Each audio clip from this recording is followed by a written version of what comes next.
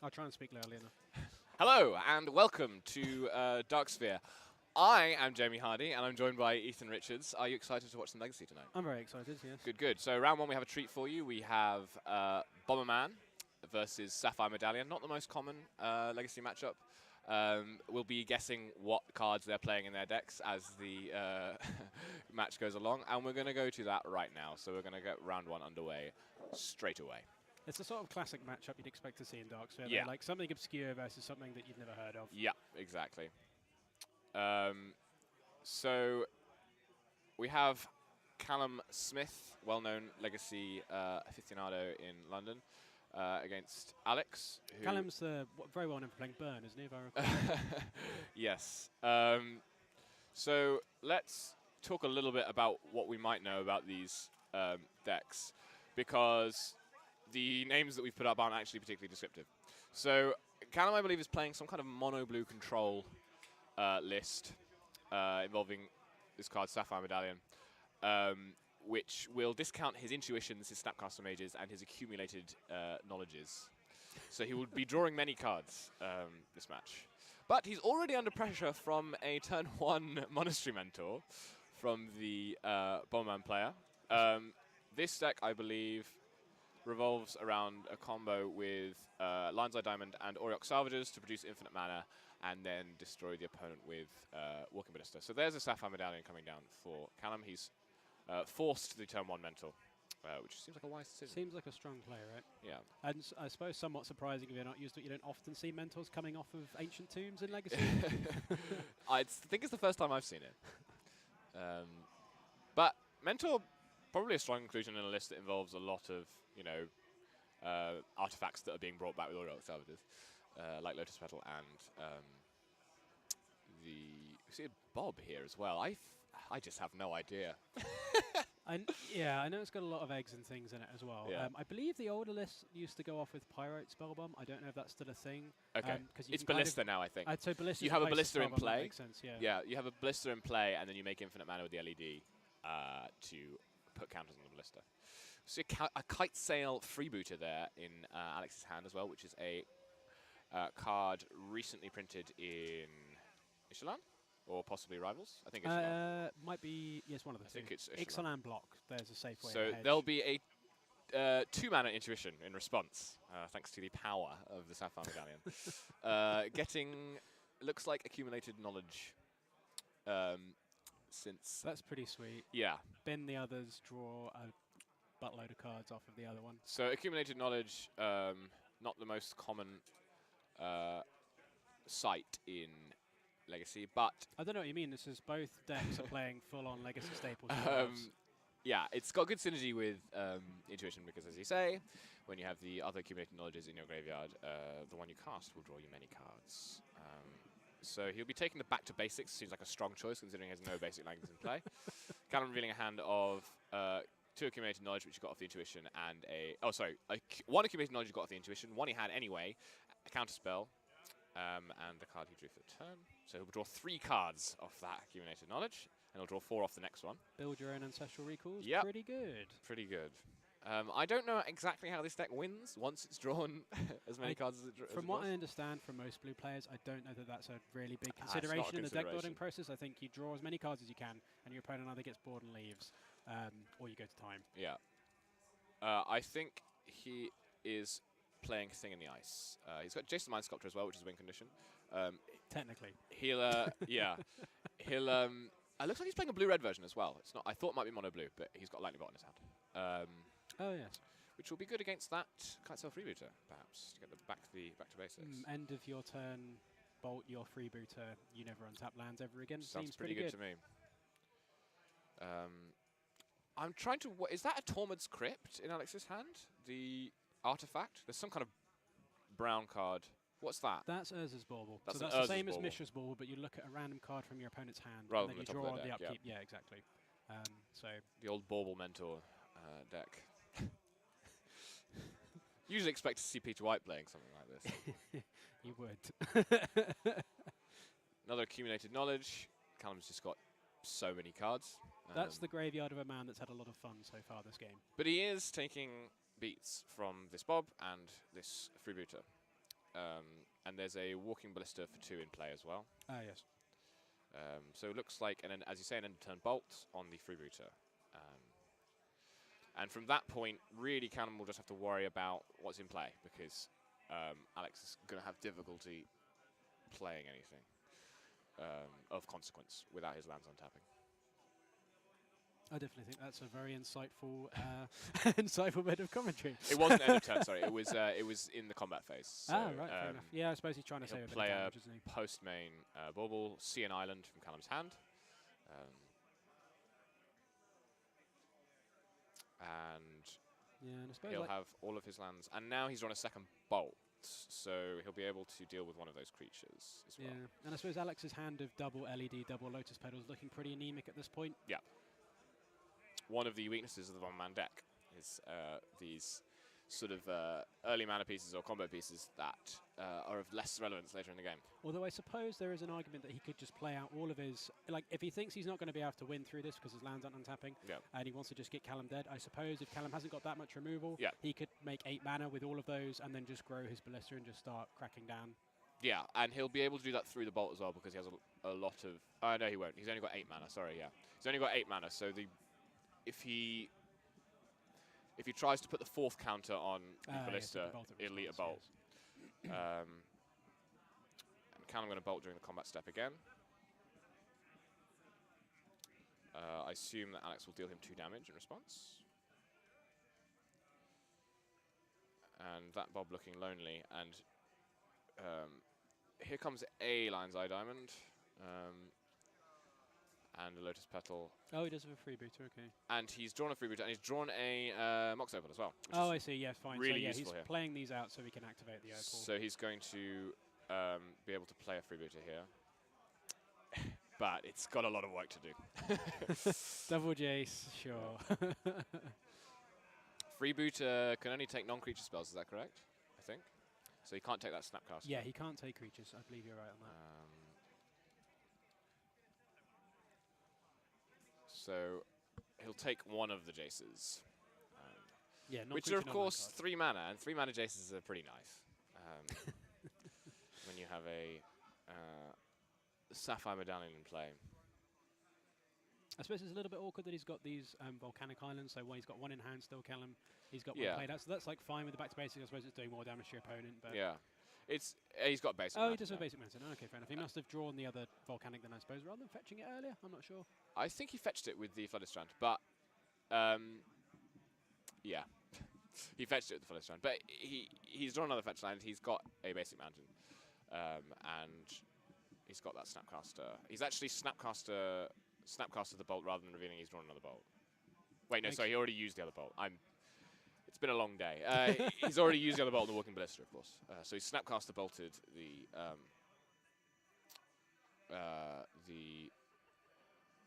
Bob rather than the freebooter. Doesn't need to get rid of the freebooter because he's got another Jace in hand. So yeah, there's a Mentor, which he can't play. Well, unless he plays out, I mean, I suppose he could play it. If he plays out the Petal... oh no, I suppose he's only got 1 petal in hand. He's only got 1 petal and a Mox Opal. He has 2 mana, and he does not have a Pearl Medallion to discount his Monastery Mentor. Yes. So he'll be having his freebooter bounced by Jace. He's drawn an Ancient Tomb, so he can play a Monastery Mentor if he wants to. So he's not out. No, although I suppose so. Callum has a counter spell. He has a counter spell in his hand, which he has the mana for. Which Alex knows about. So yeah. So I mean, at what point do you think he's going to play the freebooter first to try and nab that counter spell? Oh, that makes sense. Unfortunately, he's had to use his. Oh, no, it's fine. So he's used his Lotus Petal to do that. He's hidden the fact that he has an Ancient Tomb in hand. He's also saved himself 2 damage. I think. It might. Another possible line is to play the Ancient Tomb, play the freebooter, keep the Lotus Petal in hand for a Prowess trigger off your Mentor when you play it next turn. But he's gone for hiding the information and for saving himself 2 damage there. And he is getting beaten down by 2 Snapcasters now, and he's only at 8. Both players at 8. Snapcaster accumulated knowledge with 3 in the yard, draw 4 cards. Pretty good. Yep. I think Callum enjoys playing this deck a great deal. Yes. And he's going to brainstorm with Jace. There's another counterspell in hand. Doesn't have 2 blue up at the moment.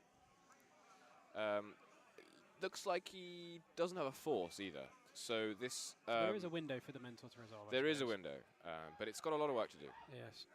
There's a second mentor. Not actually what you want in this situation, I don't think. You want something to trigger your existing mentor. Yes, because I suppose even with, since he's not going to be things to trigger it, the Snapcasters can just race through. Yeah, and this H2 does him 2 damage. He goes to 6. He has a mentor in play. There's 2 Snapcasters on the field and a Jace which can bounce any blocker. Yeah. So he's not looking good. I probably would have played the LED there to get a token. Yeah, you want to try and spread the number of targets that. Oh, sorry, he's. Oh, it's on the stack, is it? It's on the stack as an intuition response to find Force of Will, of course. I didn't actually see this line, but Callum did, and that'll be a concession for game 1 out of Alex. Yeah, I think as soon as you've got your opponent's got a Jace on a pretty empty board, an empty board, and if your mentor's not going to resolve and you've got basically no other resources, it's probably time to pack it in. So I think Alex's deck includes Chalice of the Void. Seems logical out of a deck that's playing Ancient Tomb deck, 2. yeah. And I think what's interesting is that Chalice of the Void is traditionally good against blue decks, right? Because it's going to stop their cantrips and their, particularly Brainstorm, that sort of thing. It's probably, I think it is still effective in this matchup, but what's amusing is it's actually less effective than it would be against a lot of decks because this deck's playing Sapphire Medallion, wants to play 2 drops, which should be discounted. Capitalize on that. So it's playing accumulated knowledge, I suppose at least looking through Callum's deck as he's shuffling through the board, we've seen Bolt, we've seen Ponder, Brainstorm. So still these are all worth shutting off. Yeah, for sure. still a good number of hits, but as you say, definitely not as effective as you don't think. Yeah, so I suppose actually there's an argument for Chalice on 2 here, because he's got a lot of if he can, CMC if he can, if he can for sure. There's a Keranos, God of Storms, there at the front of Callum's deck. I mean, if you're playing a blue deck for fun, why not put all the fun on it? Interesting. So he's got in his sideboard, he's got Pyroblast, which won't be coming in here. He's got Pyroclasms, which I think will, since it kills the majority of Alex's creatures. See a couple of chills in there as well. Probably not for this matchup, but certainly a fun inclusion. Chill making a comeback recently. Chill seems appropriate with the Sapphire Medallion. Yeah. And Surgicals. Do you think he'll bother bringing in Surgicals, trying to shut down the combo side of Alex's deck? Seems okay, doesn't it? I mean, there's also the argument of your opponent's playing magic cards, so Surgical's a good card. But maybe not. It's an interesting question, actually. Does he bother about bringing in Surgicals? I think you don't need it, because I think Alex's deck isn't all in on the combo. It can play a fair game of Magic. It's got Mentors in it. And you've got Force of Wills and other interaction to stop a game-winning play. Looks like he's agreed with me and elected not to bring in Surgical. And I suppose if your opponent's going to be bringing, I don't know, if he's got 4 Chalices, but I suppose if your opponent's bringing in 4 Chalices, then bringing in 4 Surgicals isn't necessarily... Well, you rarely get... If you have an opportunity to Surgical a Chalice, you're probably fine anyway. Oh, well, I mean more in terms of the Chalices on 1. Right, okay, sure. But I don't know if that's really that much of a consideration. I think the Chalice is a main deck. I think Alex is just unlucky not to have them that game. I didn't see what he's brought in. I imagine he's probably got some fairly spicy inclusions. Yes, I saw Leyline, but I don't think he's not bringing Leyline on the board. Oh, actually, I suppose there's an argument with, well, not really, with accumulated knowledge and with Snapcaster. Just to shut off your opponent's fun more than anything.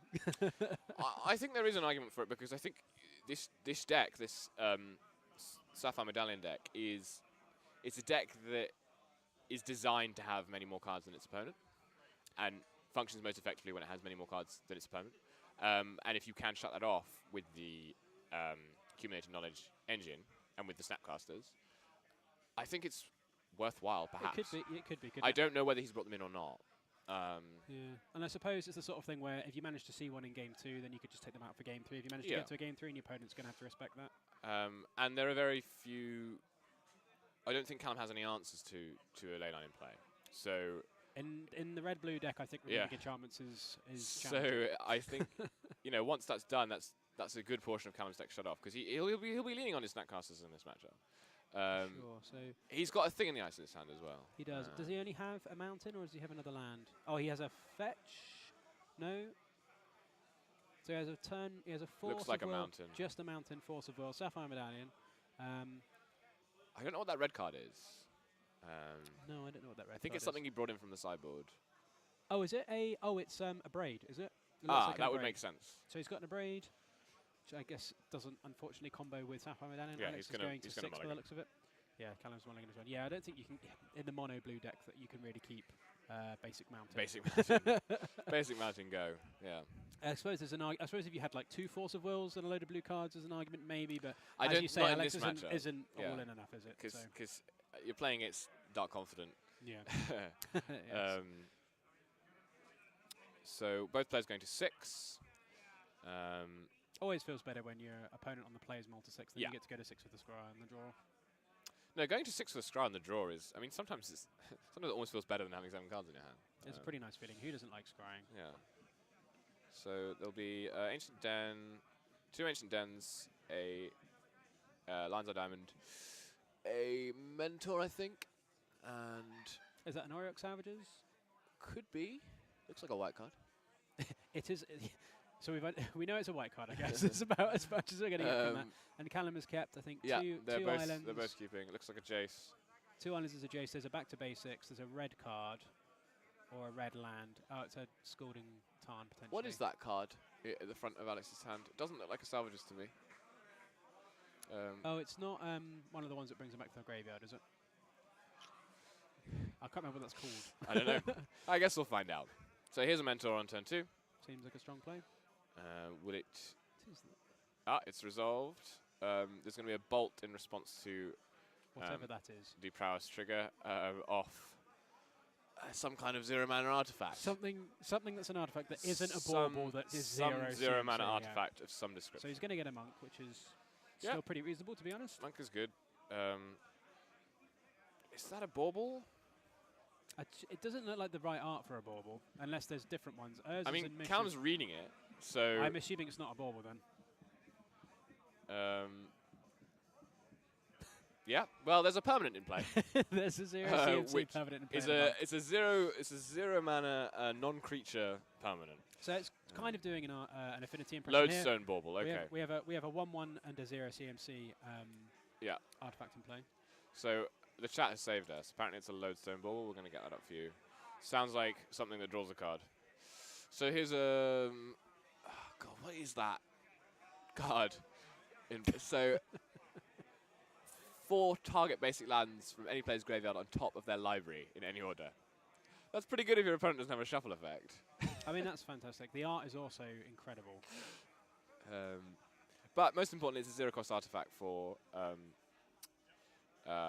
Mentor.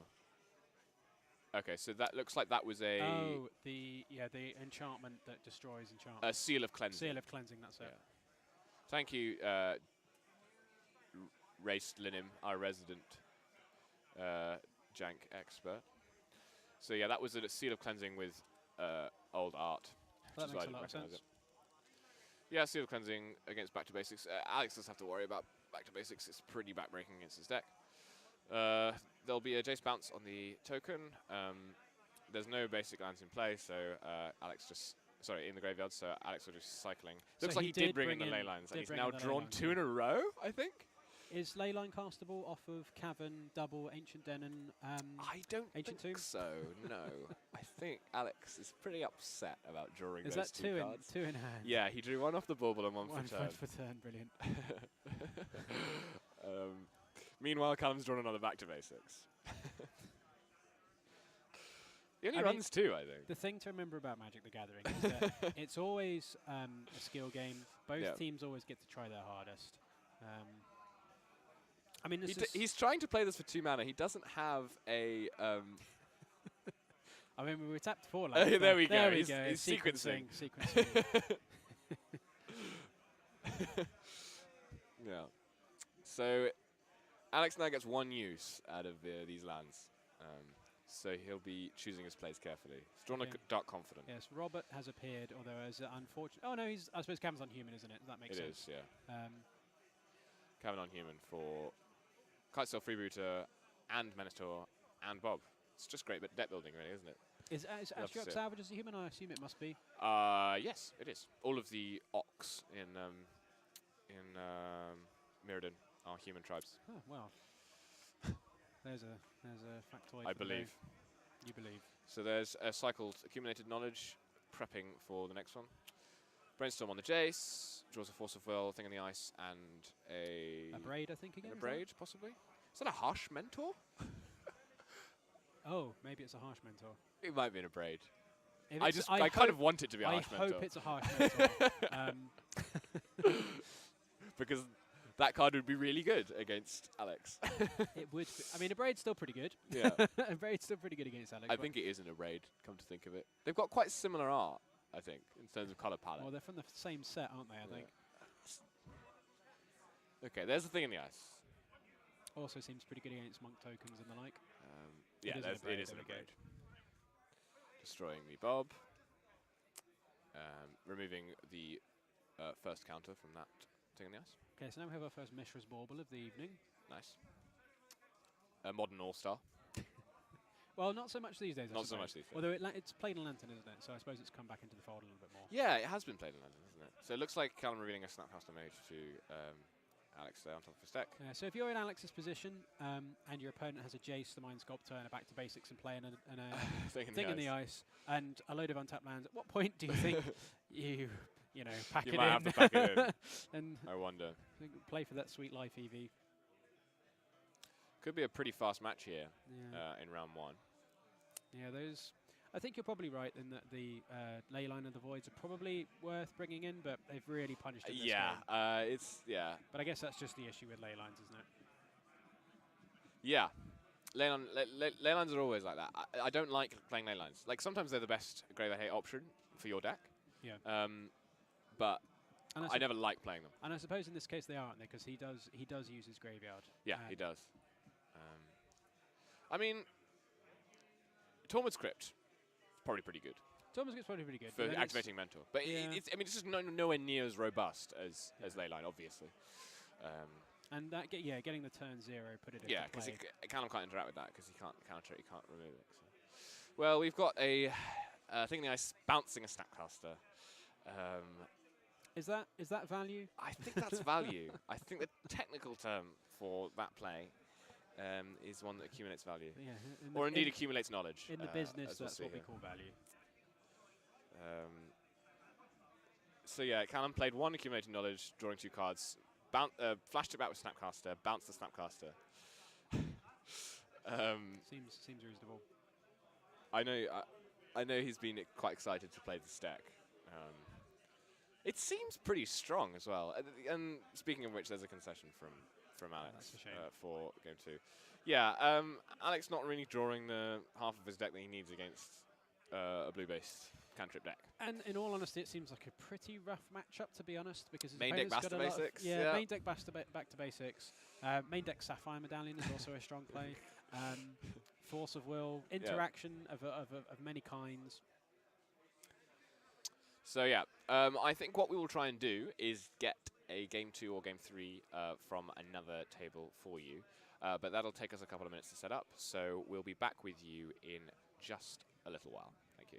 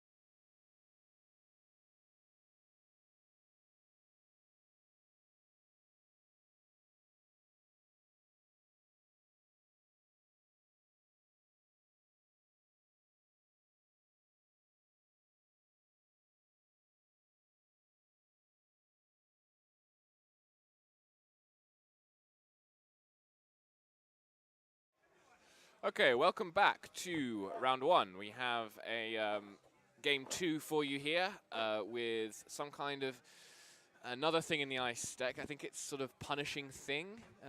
Is that a name we can call it? From Tom Brown against Damien playing lands. So Thing in the Ice versus Marit Lage, as it were. Seems strong. And Tom won the first game with a. Apparently he bounced Marit Lage with Thing in the Ice. So I guess that answers the question of which one of those. I suppose Marit Lage isn't a horror, is it? It's an avatar. It's an avatar, yes. Yeah. Marit Lage is just an avatar. Such a shame. So does Tom Brown have any Sapphire medallions in his deck? I don't believe so. I don't think they'd be very good with Punishing Fire. His opening hand is a 2 Misties, a Wasteland, a Surgical Extraction, a Punishing Fire, and some kind of altered card, I think, which I don't know what it was. Looked black to me. Oh, is it a placeholder card? So that's for Search for Ascanter, quite possibly. I think he's playing Search for Ascanter. Or, of course, for Thing in the Ice. Or for could well just be Thing in the Ice. There we go. There'll be a Richton Port and a Forest from Damien. Tom draws for turn. He's got a Spell Pierce. So... Does he have 2 Wastelands in hand? No, just the one. No. He's going to have to use that Wasteland carefully. Using all Wastelands... interesting... against lands, because it's an answer to the Thespian Stage Dark Depths combo, but there are, of course, many other pressures on your Wastelands in this matchup, as you might expect from a deck that is primarily focused around its lands. He's going to go for the Wasteland now on the port. Well, I suppose you could hold it. I suppose it's also difficult to like play it out because you're and I think he's get rid of it. I think actually this is exactly what Tom wanted. I think he's baited out that crop rotation. So, yeah, Damien rotating in response so he can sacrifice the Richton Port that was being targeted, and Tom snapping off the Spell Pierce on that. Because it can be difficult to make Spell Pierce as relevant as you would like against the recursion of the lands deck. Like if you're Spell Piercing and Punishing Fire or Life from the Loam, you're not really feeling great about it. Yeah. So he's made the read, I guess, that Damien has crop rotation, which is one of the cards that you do want to Spell Pierce. And baited it out. There is the Thing in the Ice, lounging behind the lands. I suppose basic Forest Rishadan Port often does hint towards the fact that it might be played. No, it's a reasonable. I think it's a reasonable play. It's pretty heads up. Drawn another crop rotation for Damien. He's got a Grove in play and just played a Thespian Stage. We'll see a Tireless Tracker, which he's running out without a land drop, which isn't something you see necessarily that often. Often what you want to do is play the tracker into a land drop so you're guaranteed value. Yes, and you can only imagine that Damien would hopefully have seen Punishing Fire if Tom's played that, if he managed to play against him in game 1. Yeah. So I suppose this is definitely a risky... It's a risk, for sure. And he's going to be, as it were, punished by the Punishing Fire in Tom's hand, which I'm sure he's just going to snap off, because these trackers can get quite scary if you leave them unchecked. So that'll be going straight to the graveyard.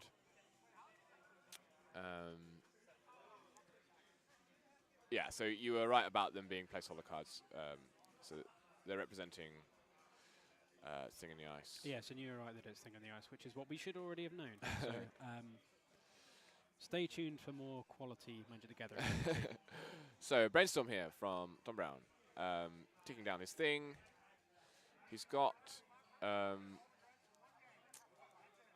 other Brainstorms in hand and Thing nice. Probably doesn't need the second thing. So so Brainstorm on the stack. Damien's thinking. He's probably looking to rotation in response. He could rotation for depths here if he wanted to. And attempt to kill Tom. Yes, and I suppose the fact that Tom seems to be, well, he's evidently choked on mana means that it's unlikely that he's going to have to flip his Thing in the Ice in time, so... Yeah, I mean, that thing has, what, 2 counters now? I think it's pretty risky. I guess your answers to the thing in the land stack are relatively limited, because it doesn't die to... You need multiple Punishing Fires, or possibly Abrupt Decay, if Damien is playing that. So whether you try and get under it here, which it looks like he's just fetching with his Windswept Heath at the moment. yeah, you can either try and get under it, or you can. Once it's flipped, particularly difficult to get rid of. Although I suppose at that point it's not so much of an issue because the flipping, which the is flipping actually, yeah, it's actually the flipping part, that's obviously winning. Because of course once it's flipped, you can maze it. And it's not going to flip your token anymore. No, yeah. So if anything, it's probably more challenging for Tom to actually keep it unflipped for as long as possible. Yeah, it's an interesting dynamic there. Threaten the activation on demand. Although the problem again being that he doesn't have so many land drops, so he's kind of forced to play these cantrips out so that he can try and catch up in that respect. So we will see a rotation response to the brainstorm. Looks like Tom's going to brainstorm himself in response. Sorry, brainstorm again. Okay, so it's the thing is actually on 2 counters now. So, well, it's. I think there's a counter remove on the stack because I think the thing was there was a thing in play when there was a punishing fire, so it went down to 3. Then he played a brainstorm, and then there's a trigger on the the thing which is still on the stack. So this counter, so the brainstorm resolves. The first thing trigger resolves. This crop rotation resolve. There's a second counter remove trigger. And a brainstorm on the stack at the moment. Oh, so this is pretty good. So Tom's going to be set up with 1 counter left. He's got a surgical in hand, so he can actually surgical one of Damien's or one of his cards to get the final trigger. He can wait for the Dark Depths sacrifice, surgical the Dark Depths, and bounce the Marit, which is going to be. I mean, is that a strong play? Do we think that's a strong that's going to be game winning potentially. Pretty nice, I think, because without Dark Depths. And with a tracker in the yard as well, Damien's options for winning the game are relatively limited. It's difficult to grind down an opponent with Punishing Fire if they're also playing Punishing Fire. Or indeed any sort of reasonable clock, which a flip thing in the ice, I suppose, represents. Yeah. Although, as you say, I suppose you could maze. So yeah, he's going for it here. He's even going for it into the open mana. He's clearly decided that this is his line. This is how he wins this game. Yeah, and I suppose. Yeah, the longer you leave it, the more resources he can build up. It definitely seems risky, though, with an open mana and 1 counter on the thing in the ice. So I think I would agree in that I'd be very inclined to be a bit more cautious here. And the thing is, if Tom doesn't want to flip his... here's the play that we talked about. Flipping the thing in the ice, bouncing them out of Lage, and removing Damien's ability to combo by removing all the Dark Depths from his deck. And if you're leaving the thing in the ice with 1 counter on it, Tom doesn't want to remove that last counter. No, so you can kind of lock him under the activation. You have time. You have a lot of time. You can play out your engine, start pressuring his mana, draw to more threats. We can see a Nissa there, choke. So I think is choke good against blue decks? Yeah, I think so. So I think maybe a little premature. To go for. Looks like he's only got 3 depths in the deck. To go for it there, especially into the open mana. You can't always, you don't necessarily know that your opponent's playing surgical. But if your opponent's got 1 counter and an open mana, it seems like a risky play. Yeah, and he's been punished here. And certainly, like with the open mana as well, with the thing in the ice as well, the fact that that's the answer. Like, say if you're playing into a counter spell or something that isn't also a threat, it's not so bad because you might have time to recover. But here, because you've got the thing in the ice flip, you're now dead in 3 turns. Yeah, it's a very strong clock. Damien's got a Glacial Chasm in hand, and I think it's a gamble. What is that red card? I'm not sure. Unless it's a Punishing Fire, potentially. Doesn't look like it. He's drawn an Exploration, which is of limited use at this stage in the game. And he's really at the mercy of the top of his deck here. He's playing out the Chasm now to prevent him taking any damage from this thing in the ice. But it will start doing its cumulative upkeep and wearing him down. And he doesn't have any Thespian stages or anything like that to loop the Chasm, which is how you do it indefinitely. Yes. Chasm, a card that I always need to read because it has a lot of text and doesn't necessarily work the way you think it works. I've just changed the player to Glacial Chasm. No. So Tom looking very good here. He can wait out this Chasm, and unless Damien draws very well, he's pretty dead to this thing in the ice. There'll be an Intuition here as well. We have 2 decks playing Intuition and Thing in the Ice on camera already in round 1. It's not common. It's not common. This is a Dark Sphere stream, though. This is a Dark Sphere So, I mean, anything goes, in all honesty. Francis, it was taking me a couple of seconds, all right? So, he'll be intuitioning for Life from the Gnome. So it's a Life from the Gnome mirror here. And 2 Wastelands. Seems like a pretty strong package against the lands deck. deck. What it looks like is someone took half of Callum's previous deck and half of the lands deck, shoved them together, and decided to play Magic tonight. And I mean, it seems to be working out quite nicely, to be fair. In round 1, and they also put Surgicals in the sideboard because, as we've discussed, that's good against Magic cards. Yeah. You've Surgical good in every matchup. Surgical good in every matchup. It's especially good against Burn. So there's 3 Wastelands coming back from a Wasteland on the Chasm. And Damien has 1 land in play, 2 cards in hand. And not very much going on. Tom has a Click, 2 more Wastelands. Looks like a Brainstorm, I think, as well. And another thing in the ice, just in case Damien does find an answer to this one. So he's sitting rather pretty. Looks like Damien drew a Wasteland. Although we must clarify figuratively. Yeah, I think I like this thing in the ice list. There's a concession from. I thought you were going to say, I think I like this concession. I have a basic forest and an exploration and play and no lands. Concession seems like the right play. Concede, resolve. So Tom just showing us some of the things he sided out. He sided out bolts. It seems sensible against the lands deck. Brought in the surgical. Better thing in the ice than white faces. Possibly more fun. There's a lot more going on. Well, depends how much you like blue cards. It looks like, I was just about to say that Callum got to bounce his own Snapcaster with Thing Nice, but it looks like Tom's got Snapcasters as well. This is a sort of punishing deck as well. It's got Dak Faden in it. He's managed to cram a lot of different fun. That's a lot of in there, yeah. stuff. There's a lot of things going on. Is this his brew, or do you know? I think it's his brew. Okay. Yeah, there's a Medallion in there as well. What I think about Tom's strategy of always wearing a hat, I think it's strong. I think it's a nice play because it gives you consistency. You know, it's like it's a low risk fashion play because it means that if your hair is suboptimal, you're accounting for that in your. I mean, I certainly wouldn't know anything about suboptimal hair. In your deck building choices. Does hairstyle come into deck building very often? Yes. So we will, I think, try and get an interview with one of the players. I think I'd like to interview Callum about his Sapphire Medallion deck. Do you think you could just run over and I will and ask him if he would like to come on camera? Because we're going to talk a little bit about some of the card choices in that deck and its place in the meta, which is very important. Because you know it's an up and coming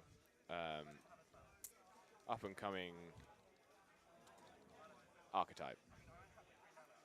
As we'll hear from Callum Whitefaces Smith in just a moment.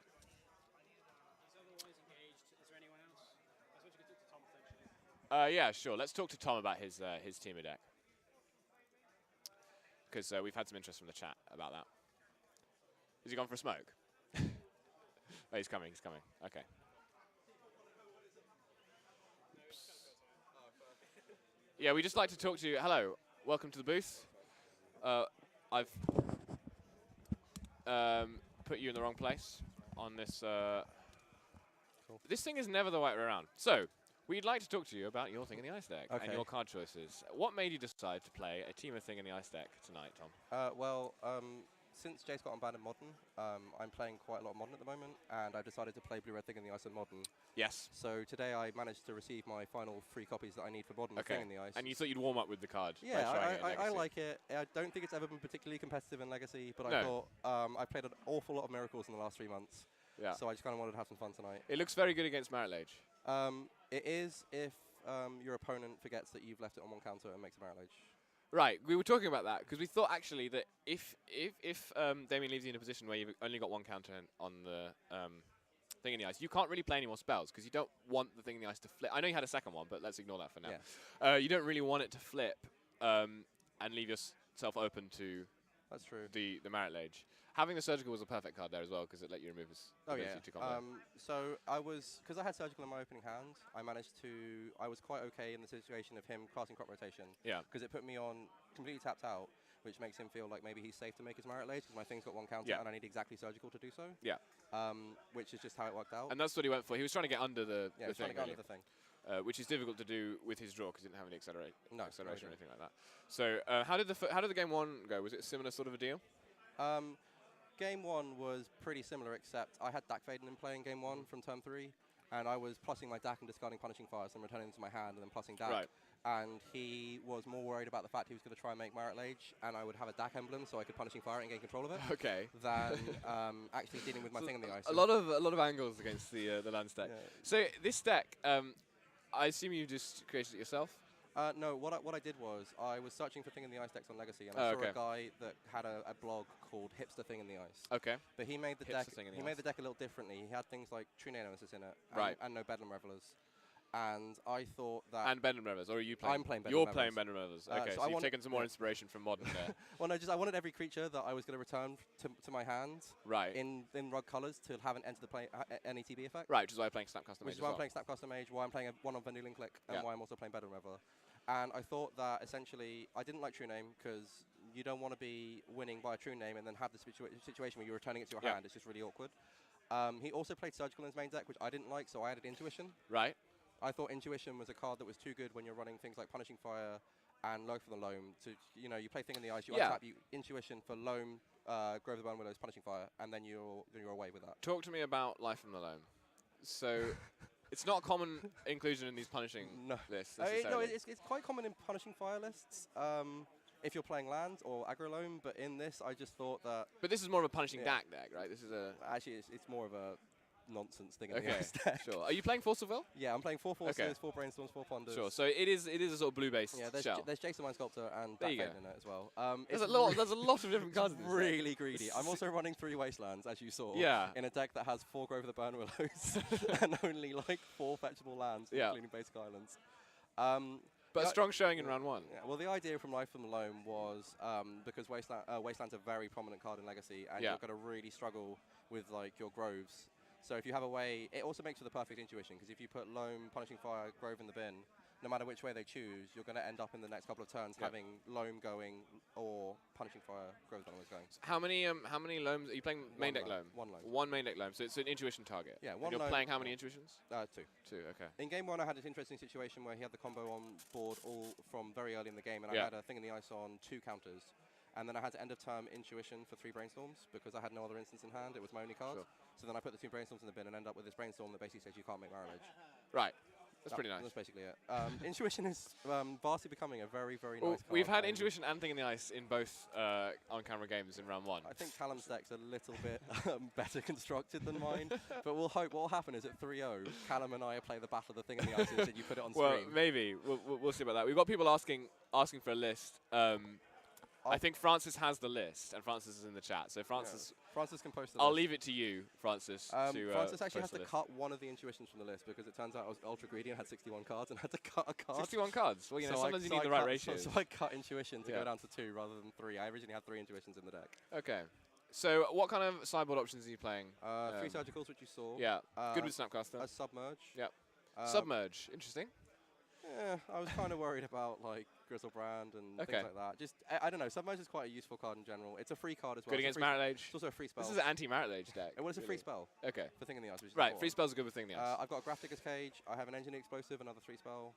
You're not playing any Connecting Probes? No, nothing like that. You're not. It's not sort of a turbo thing deck. No, it's more. It's just a mid-range sits control back a bit deck. more. It's just more mid-range control deck. There's obviously Pyroblast because Counterbalance is a good card. Yeah.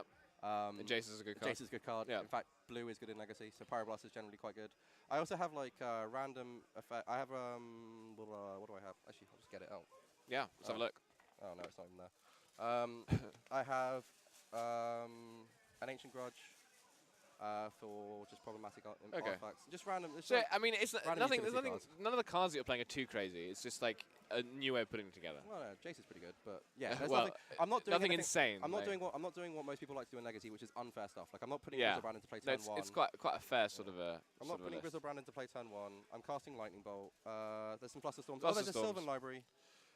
Sudden Demise. 2 Sudden Demises because Adrian's here, and whenever Adrian turns up to Legacy, I assume there's going to be a ton of elves. Sure. So I bought in Sudden Demise for elves, and yeah, that's pretty much it. Just great. Sulfur Elemental. Sulfur Elemental for Death and Taxes. Fermental. Fermental. Yeah. Okay, so thank you for that, Tom. We will be back shortly for round 2.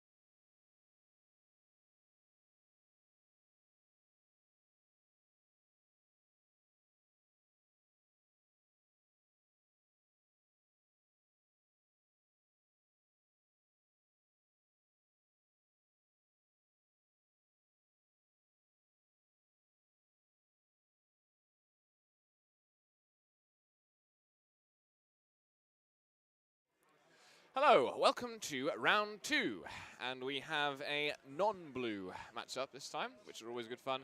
In Legacy, we have a Maverick list, Naya Maverick with Punishing Fire, against elves. So that should be fairly interesting. Do the green men of Rivendell like fire? The green men of Rivendell? No, they don't like fire, but they do also kill under it quite easily. So it's a matchup with some play, particularly when you're playing a deck that doesn't have Force of Will like Maverick. So. Yes. Force of Will, a very good card against natural order decks. Yeah, so we will see if our players are underway already. Yeah, I have played Elves a couple of times. I hate that deck. I'm terrible at it. I fear it whenever I play against it. I've played quite a lot of Punishing Maverick. I like that deck. And I think it's quite an interesting matchup because you are good against the slow part of the Elves deck, but you're really bad against the fast part of the Elves deck. So interesting, high variance. You're kind of at the mercy of your Gadok Teague yes. in many ways. Especially although it plays Green Suns in it, doesn't it, as a 4-of, I does think. So he has got a good chance to maybe hit that. Whether he's on the play or draw, that I suppose determines whether he's going to get that. Yeah, and it's a question of speed. There's some really blisteringly fast draws that the Elves deck is capable of. Which Maverick can't beat. I've not played Elves myself. As a Goblins player, I have played against Elves a number of times. I don't hold that matchup in particularly high regard. When I was playing Dark decks for a while, it was a lot easier. But now Elves has definitely got a lot of play to it. And as you say, can just not draw you. Yeah, it's really... I find it very difficult to play. Although it looks like Nicholas is playing a version with Dark Depths. So he's got his own... There is, I think, one of each of Dark Depths and... Stage in the deck, which changes the deck quite a lot. When I played this deck, I didn't play the combo. I played a slower version, as it were, for more consistency in the mana base. The mana base in this list, from what I remember, is certainly quite greedy. Yeah, and it mean having that combo means that you can, crack out a win out of nowhere. You don't need to rely on the Punishing Fire engine the way you would in this matchup. If you didn't. And I suppose, as you say, this matchup is the sort of matchup where having access to that.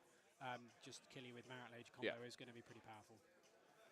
Because things can get gummed up on the ground very quickly here.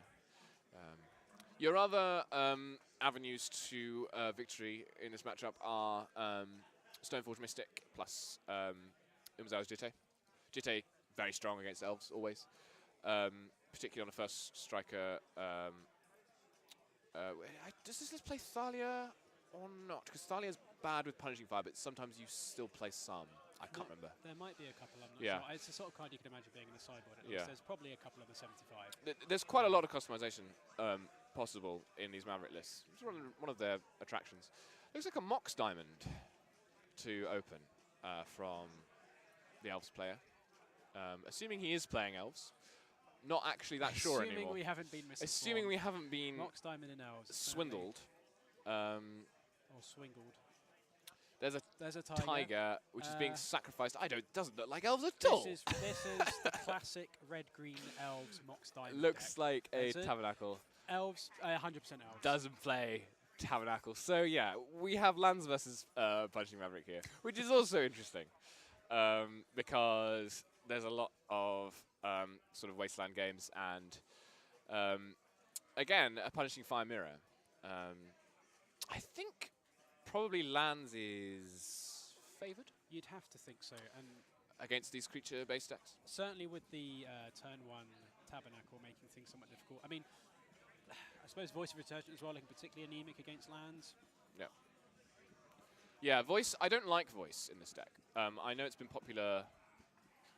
It's something people have been trying a few times. I've seen lists recently playing it. I assume people have tried it before. I don't find Voice to be a particularly effective card in Modern. In Legacy. I think it's an effective card in Modern. Looks like Nicholas has got a Wasteland there, so he'll... According to our resident lands expert in chat, this is actually a very bad matchup for lands. Okay. No, I suppose if you're playing 4 Wastelands plus Knight of the Reliquary, it gets pretty good. And I suppose you're playing Loam in this? I don't think you play Loam. It's probably playing, what's it called? The Excavator, Ramanap Excavator. Excavator, of course. I think it plays Excavator as a 1-off, if I remember rightly. Excavator, I played this deck before Excavator was printed. Excavator is really, really good at this deck. Excavator, Knight plus Wasteland seems pretty good against lands. Yeah. Yeah, no, yeah, because basically, when you talk about lands, you always assume that lands is good against creature decks. But when you're talking about a deck that relies so heavily on its wastelands, like Maverick, and it's got Death Rights to exile Life from the Loams and Punishing Fires, and there is a lot of tools that Maverick player has at their disposal, and they've got Swords for Marit Lage and. What land has Nicholas got in play at the moment? Is that? It's a wasteland. That's it's a judge for a wasteland. Judge for a wasteland. Yeah. Okay. Nicholas is in fact a judge. Very well known. Judges. Not all what judge foils are played by judges, but in this case, they are. I feel that's somewhat wholesome in a way. Yeah. The judge playing with his judge foils. He hasn't eBayed them. Okay, Punishing Fire on the Deathrite Shaman. That's a good start after the Tabernacle, because Deathrite Shaman, as I said, one of the strong cards against lands for its ability to halt some of the recursion. Yes, Nick very much under the gun here with having the Dark Depth stuff in his hand, and I suppose wisely choosing not to reveal that information to his land's opponent here. But no, he's stuck on lands. And I suppose certainly if he was to play that out, his opponent could just crop rotation into a Thespian Stage and copy it himself anyway. And yes, all the wheels spinning on Roland's side as he Life on the Loam's back. A couple more lands. He's got a Loam in the graveyard. He's got a Punishing Fire in the graveyard. He wants a Grove. He's got a Tabernacle. There's a lot going on. And Nicholas will draw a land here, but it's not really the land he wants. Because doesn't... Well, yeah. I mean, he'd prefer a Savannah, I think. I suppose so, but it does at least cast Deathrite, and then Deathrite casts other things. There's a lot of lands in the graveyard. It's a land that generates a coloured mana source, I think, is probably what Nick's in the market for at the moment. And he's got a bit of a problem here, because the Wasteland answers the Tabernacle, but now that Roland has a Loam in his graveyard, it will not answer it for long.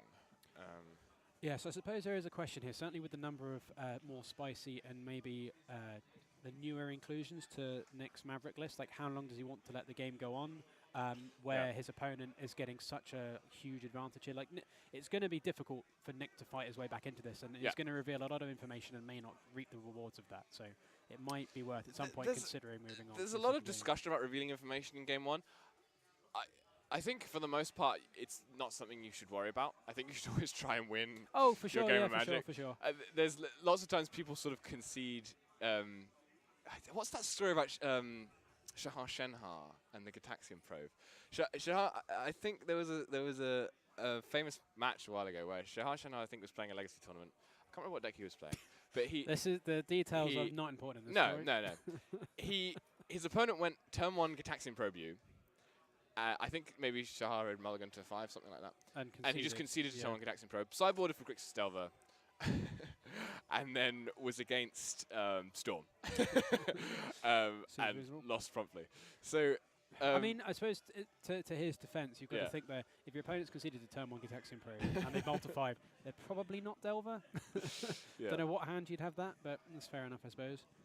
I mean, I suppose in this case, so the argument here would be that your opponent, as you said, has got Life from the Loam, Tabernacle, and I think, as you said, we've seen a Wasteland, haven't we? Yeah. He's got Grove Fire now as well.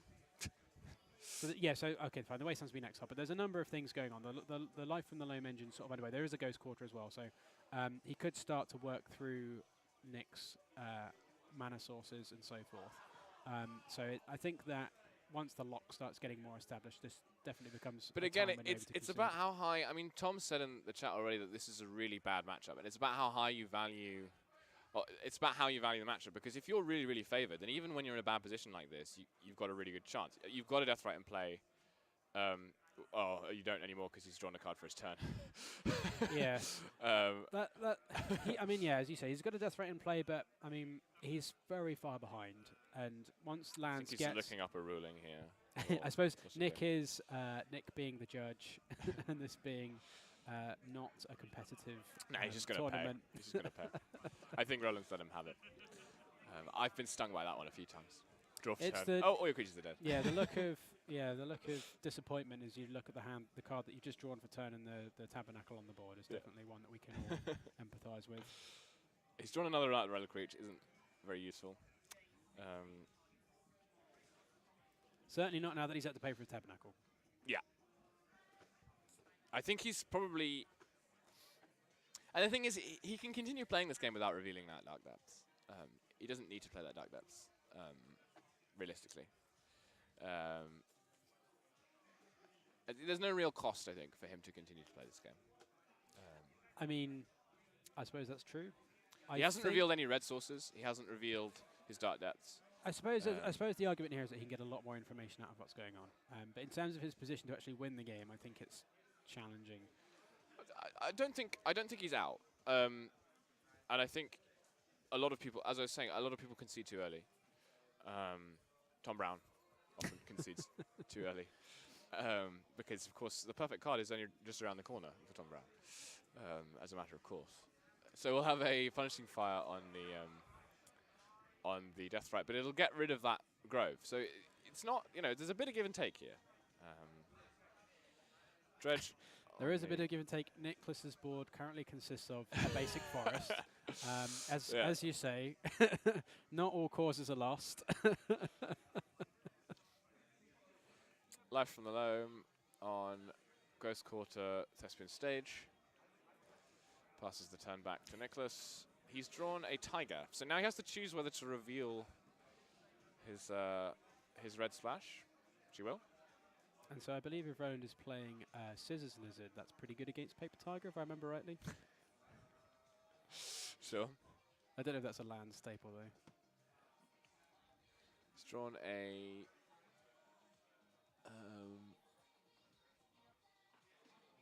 Okay, so Roland, and he's also... I don't know, did he play the Thespian Stage this turn? I think he did. He just played it, yeah. Yeah, so certainly Nick is heavily disincentivized to play the Dark Depths, and I suppose not drawing any of the lands. Yeah, he's packed it in.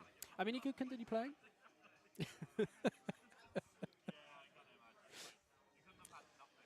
So, looks like a Fiery Justice sideboard, which is one of my favorite cards. Fiery Justice is a great Magic card to resolve.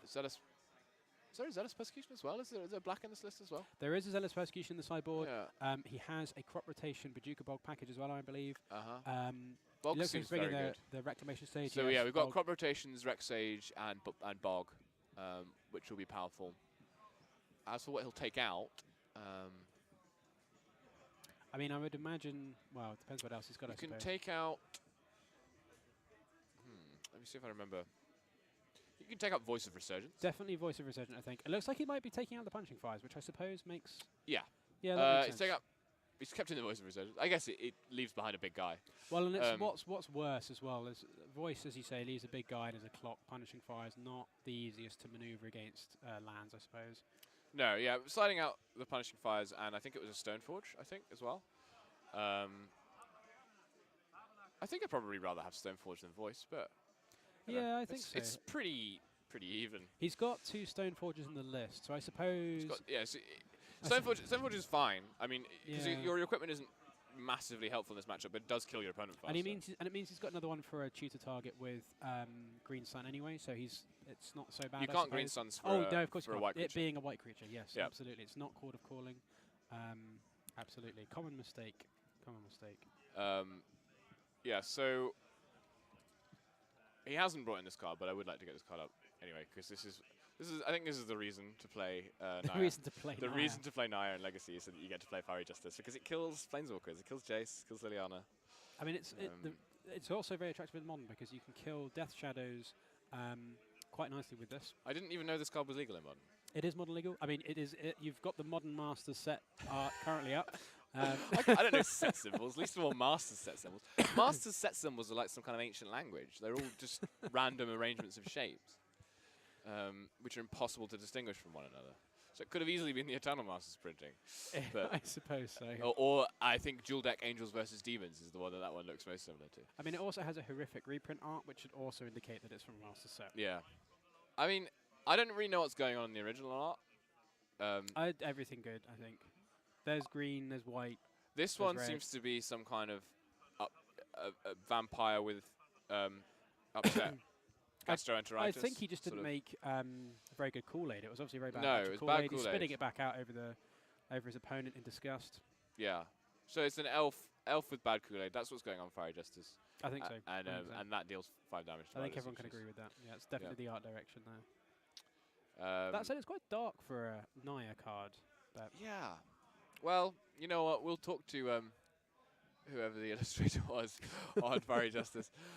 Roland's sort of got a strange arrangement of piles on his. I'm always interested in the way the actual mechanism of people's sideboarding. So I think the one at the top. So I think the 4 at the bottom are these are really good. The one at the top is not so sure, and the 2 on the left are maybe we'll see whether there's any others I can take out. It's probably what I would ascertain there. Nick's gone for a very streamlined. Take 4 cards, put them in the deck, shuffle, take 4 cards out, take them out. He hasn't gone for the really try-hard shuffle 15 in, take 15 out. That's normally reserved for all-in combo decks, so the trick there is you shuffle your 15-card sideboard in and then draw the same 15 out. That's also known as the click submit option on Magic Online. Yeah, it's the Tin Fin special.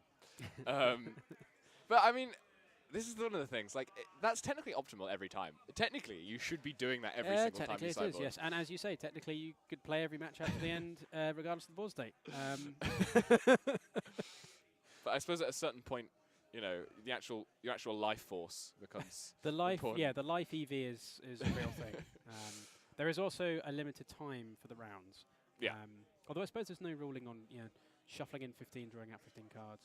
No, you get what 3 minutes either way. I can't remember. So Roland will be bringing in his own graveyard hate probably, if he can, for the excavator dangers. Assuming that Nicholas is playing excavator, he's also. I think if he's playing the list he said from the American tournament, I think there's definitely a Ram and excavator in there. I'm trying which you can green suns. I'm trying to think what tools the Lands deck has. Perhaps Thomas Kellett could help us out here. What tools the Lands deck has in its sideboard that can help in this matchup? I don't think Thomas Kellett knows anything about lands, does he? Well, he might not know anything about lands, but he definitely knows more than I do about lands. I know less than nothing about lands. As anyone who's ever watched me play lands will attest. So a mulligan from Nicholas there. He had no lands in his hand. Definitely a poor place to start. Yeah. It's just sad because you only need one. He had a couple of birds, but can't win them all. Looks like Roland's kept 7. So he'll probably have trackers, expecting his opponent to take out some of his removal. So chat in particular, our resident expert Tom Kellick is suggesting Crows and Grips, Drop of Honey, and Tireless Trackers, all of which makes sense. Drop of Honey is a nice one. Drop of Honey not ubiquitous in land sideboards because not everybody, even after they've, well actually particularly after they've built lands, has £400 to drop on a Drop of Honey. Yes. Once they get the Tabernacle, they kind of sit back and think, Well, the Tabernacle sort of has an air of prestige. Yeah, whereas the Drop of Honey, I don't know, quite has the same air of prestige and wow, I'm playing Legacy as Tabernacle. Unless you're one of those cheaters who plays a Savannah and then puts Porphyry nodes in the sideboard instead. I am a big fan of Porphyry nodes. Crows and Grips will be useful against the equipment for the Maverick deck. And looks like is that a multi 5? Multi 5 here, yeah. So 2 Windswept Teeths, a Source of Plowshares. Is that a Green Sun? Looks like a Zenith to and me. then what's the? I think that's a Wasteland. That's a Wasteland, yes. Judge for Wasteland. So it seems perfect. Seems perfectly reasonable as a 5, doesn't it? Did he keep on top? I didn't see that. I didn't see. There's a Molten Vortex. That's very good in this matchup. Trying to think how many answers. How many answers Nicholas will have to Molten Vortex?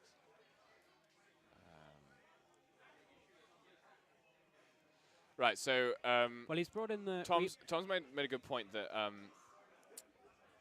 Roland might have mistaken Nicholas's deck for aggro alone. I'm trying to think what cards he saw game 1. Not very many. Yeah, he did see a Tiger, and to be honest, Tiger says aggro alone more than... Tiger does say aggro alone, definitely. More than Maverick. It's like a scavenging... Is that scavenging ooze? That's a scavenging ooze, That's a nice one. That's a good really pickup. nice one. Yeah, certainly. Although a little bit awkward, I guess, against this Molten Vortex to begin with. Yes. As I say, I'm not sure what Nicholas can do against the Molten Vortex, apart from play creatures that I mean, the fact that he has got this Marit Lage package does mean that he could also just do this. Yeah, he can just crop rotation for either piece. So there is the Ghost Quarter up, which I suppose makes it a little bit more awkward. But there is an option where he could potentially exploit that later on in the match. Also, once Nicholas has enough lands in this graveyard, Knight of the Reliquary is really big and not, usually vortexable. That's very true. And at the moment, Molten Vortex not like it's so good with double Ghost Quarter. I guess now that Nick's managed to wasteland the Grove of the red source, yeah. So a little bit awkward. Slightly anemic start for both players here. I don't know what you think about this. This is classic high caliber legacy here. Here's the Stone Windswept Teeth versus 2 Ghost Quarters. I don't know what you're talking about. And yeah, he's just going to hold the Stoneforge. He doesn't want to risk a red source ruining his board. No, so. seems sensible. Seems sensible. So a little bit of a staring contest here. There's a bog.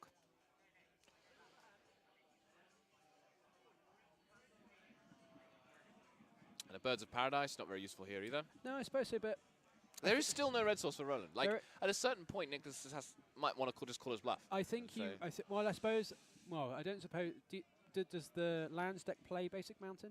Is there a possibility he could Ghost Quarter himself? He does not play Basic Mountain. Basic Mountain, no. So I think I 100% agree. I think he needs to start.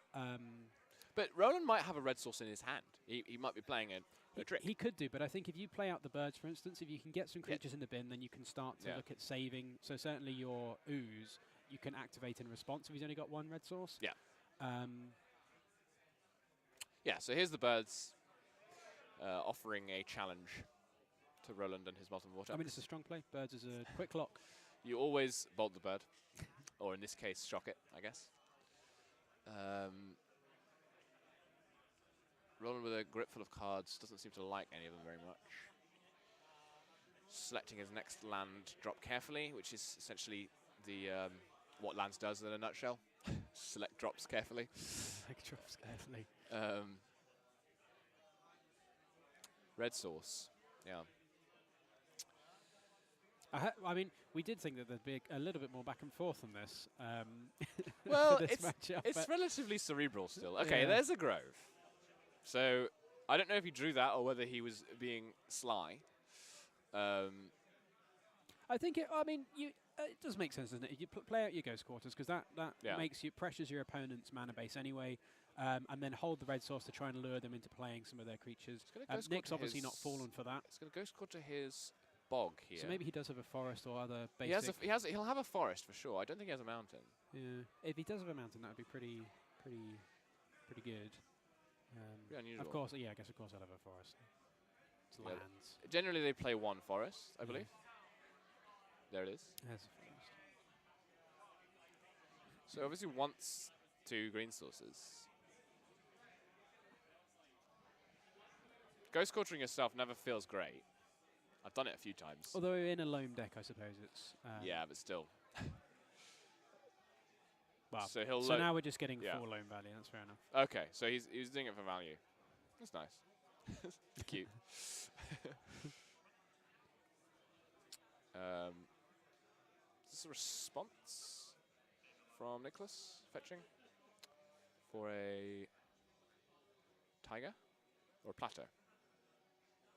Considers the plateau, moves along to a tiger.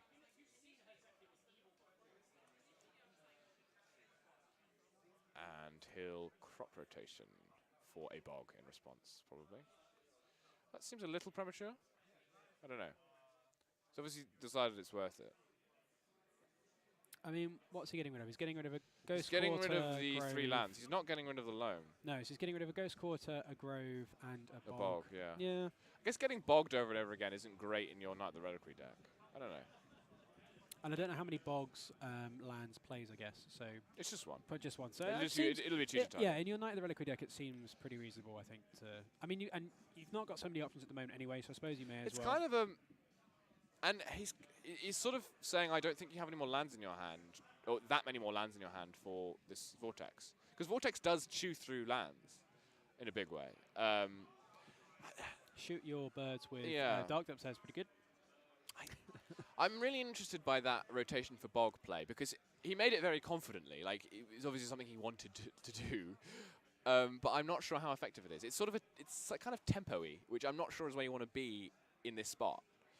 To just bog the 3 targets of the loam, rather than bogging to catch the loam. Yeah, I suppose that's true. I suppose it's difficult to necessarily catch the loam sometimes, especially when they play cycling lands and they've got mana untapped. But it's not.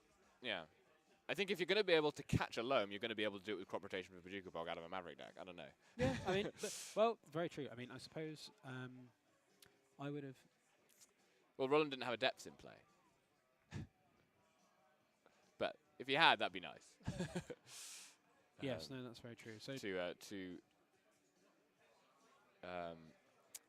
rotation for stage. So yeah, so Tom's suggesting that it might have been better to hold on to the crop rotation to do a surprise copy of his opponent's Dark Depths by playing out the Thessum stage. I suppose the fact that Roland's discarded the depths to the Vortex shows that maybe he's not as worried about. Okay, so we've got some insight, which I like here, which is if the bird survives, you can next turn with the lands gone. Basically, you make that play assuming the opponent doesn't have any more lands in hand for the Vortex, so that you're trying to save your birds. Birds in play the use, exile the loam. That makes sense. Sure. Unfortunately, Roland had another land in hand. I think Roland had so many cards in hand. Like, I like the logic. No, I understand where you're coming from, Maya show, but I think when your opponent playing lands has that many cards in hand, they've probably got more lands anyway. So it's kind of a hopeful play more than anything. I guess if you really do lose to them getting back the other 3 lands, then you have to make that play. But I don't know. I think there was more value, as Tom says, perhaps, to holding on to the rotation. But it's not a simple decision for sure.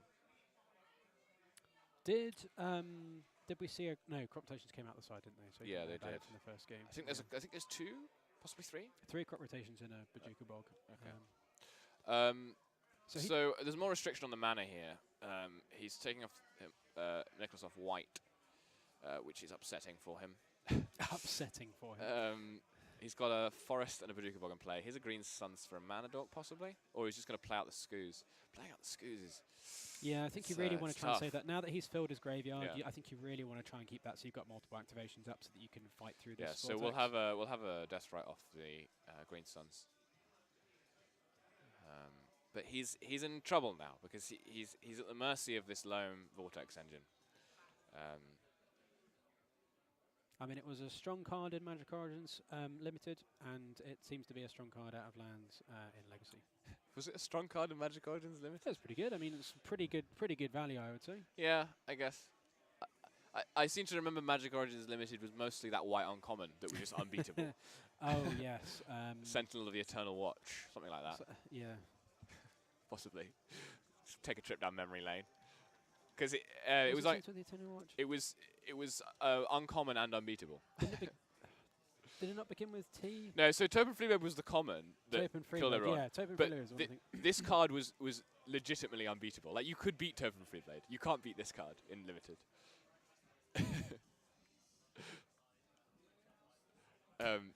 Because it was huge compared to all the other creatures in the format, and if your opponent did happen to have a big creature, they couldn't use it. Yeah, I do. I agree with Chloe here, and that I'm pretty sure the 2-drop, the 2 drops are what I remember the most. The Topen Freeblade, I think, is the one that people will instantly remember. Sentinel of the Eternal Watch, that's quite something. This was the one that really frustrated me because it just felt ridiculous. I mean, like aggro formats are aggro formats. It's, you get beaten down by 2 mana, 3/3 vigilance. It's pretty nice, but but a card that there just isn't an answer to that be like lower than rare. It's like fun. I mean, it doesn't die to Molten Vortex, so it's possibly one for the sideboard. Yeah, I don't think Francis, as much as you like Jace Vince Prodigy, I don't think he was particularly good in Origins Limited. Do you remember when Jace came out and everyone thought he was bad? I thought he was bad. I remember the same thing for Hangerback Walker as well. Hangerback Walker, I think it was a sleeper in that people didn't know it was good, but Jace people thought was actively bad. Whereas Hangerback, until sort of the pre-release when people played it in limited, realized it was insane in limited, and then started playing it in constructed. Just wasn't really mentioned. Yes. Whereas Jace, everyone was like, oh my god, I can't believe blue got the worst. I can't believe guy. this 2-mana Planeswalker was bad. Everyone thought it was bad. Everyone was excited about Kytheon. Kytheon Euro. Yes, that was the big one, wasn't it? And the Liliana as well, which you never see anymore. You occasionally see Kytheon in sort of modern aggro decks or something. And obviously Jace is a force. And I like the Nissa as well. I played Nissa in Nickfit. Nissa's nice, yeah, Nissa's nice. I've played Civic Way Nissa in Nickfit.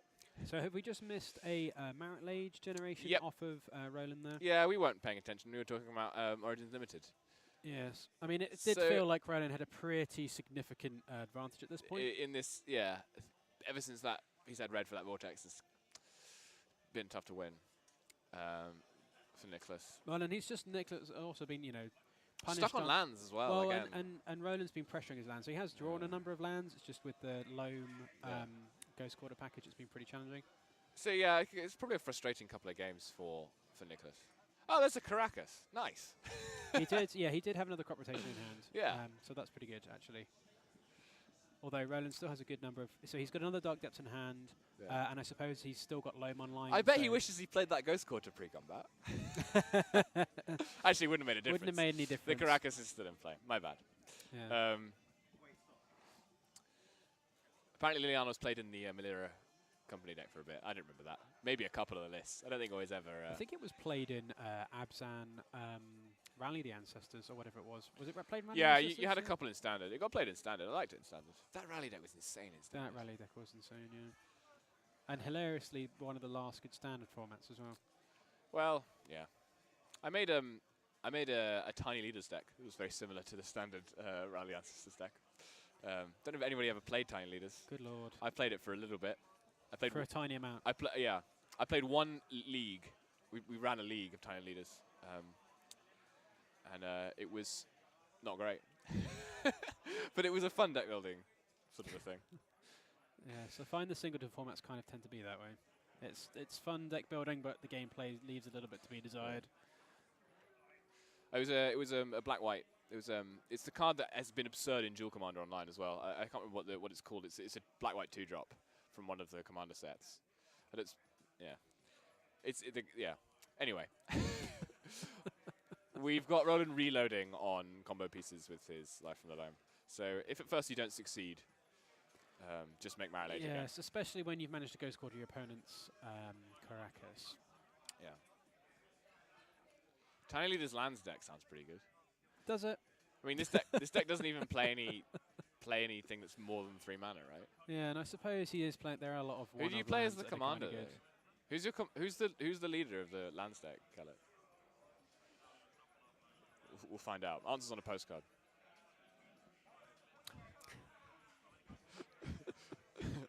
Who is that? that will be Alexi. Okay. Yasova. Is that the if you give us if you give us the full name, we can get that up on. It's the on Temur one. Yasova Dragonclaw. I don't know. I think so. I'm not well versed enough in. He's misspelled the name. I think it's this one because the symbols and the hybrid symbols in the text give it Temur. Yeah. So quickly flicking back to the Just legacy task match at hand. on screen. So Nick's down to 1 land again, with a bunch of uncastables in hand. Roland's managed to resolve Exploration, and still in pretty good shape here really. A grip full of cards as well to discard to Vortex. So it does seem to be kind of inevitable that we're going to end up. Yeah, I mean, there's just Nicholas doesn't have any lands anymore. Like the Wasteland lock is real. But I mean, you can still continue to play through this. No, this time I fully believe. The fact that we're now down to 0 cards. So, yeah. I mean, all I can hope for here is that Nick doesn't concede so that Roland can get a flawless victory with no permanence on the battlefield and Nick at 0 life. But let's see. Yeah, no permanence is nice. I don't think I've ever managed that without Emrakul. I don't know. It's. I think you deserve some credit for achieving it without having access to Annihilator 6. I mean, unfortunately, Nick has cards in hand. Like, the flawless victory is actually when your opponent has no permanents or cards in hand. I suppose that's true. That's the one. That's the real. I don't know if there's a land that makes all your opponents discard their hands. That would be pretty horrific, wouldn't it? Alicia's nice. Alicia who smiles at death. That's actually a really good commander. Like 100 card commander. So is Tabernacle a combo with Dark Depths? A combo with Marit stage? With Thespian stage, no, because it's legendary. No, I mean in terms of the Dark Depths combo. In terms of the Marit Lage token. The Marit Lage token being indestructible and Tabernacle saying destroy because it was printed before sacrifice so template. It seems pretty unfair, really, doesn't it? I mean, if Tabernacle was printed today, it would be sacrifice the creatures, I'm sure. I have a feeling that it wouldn't be printed. No, I guess not.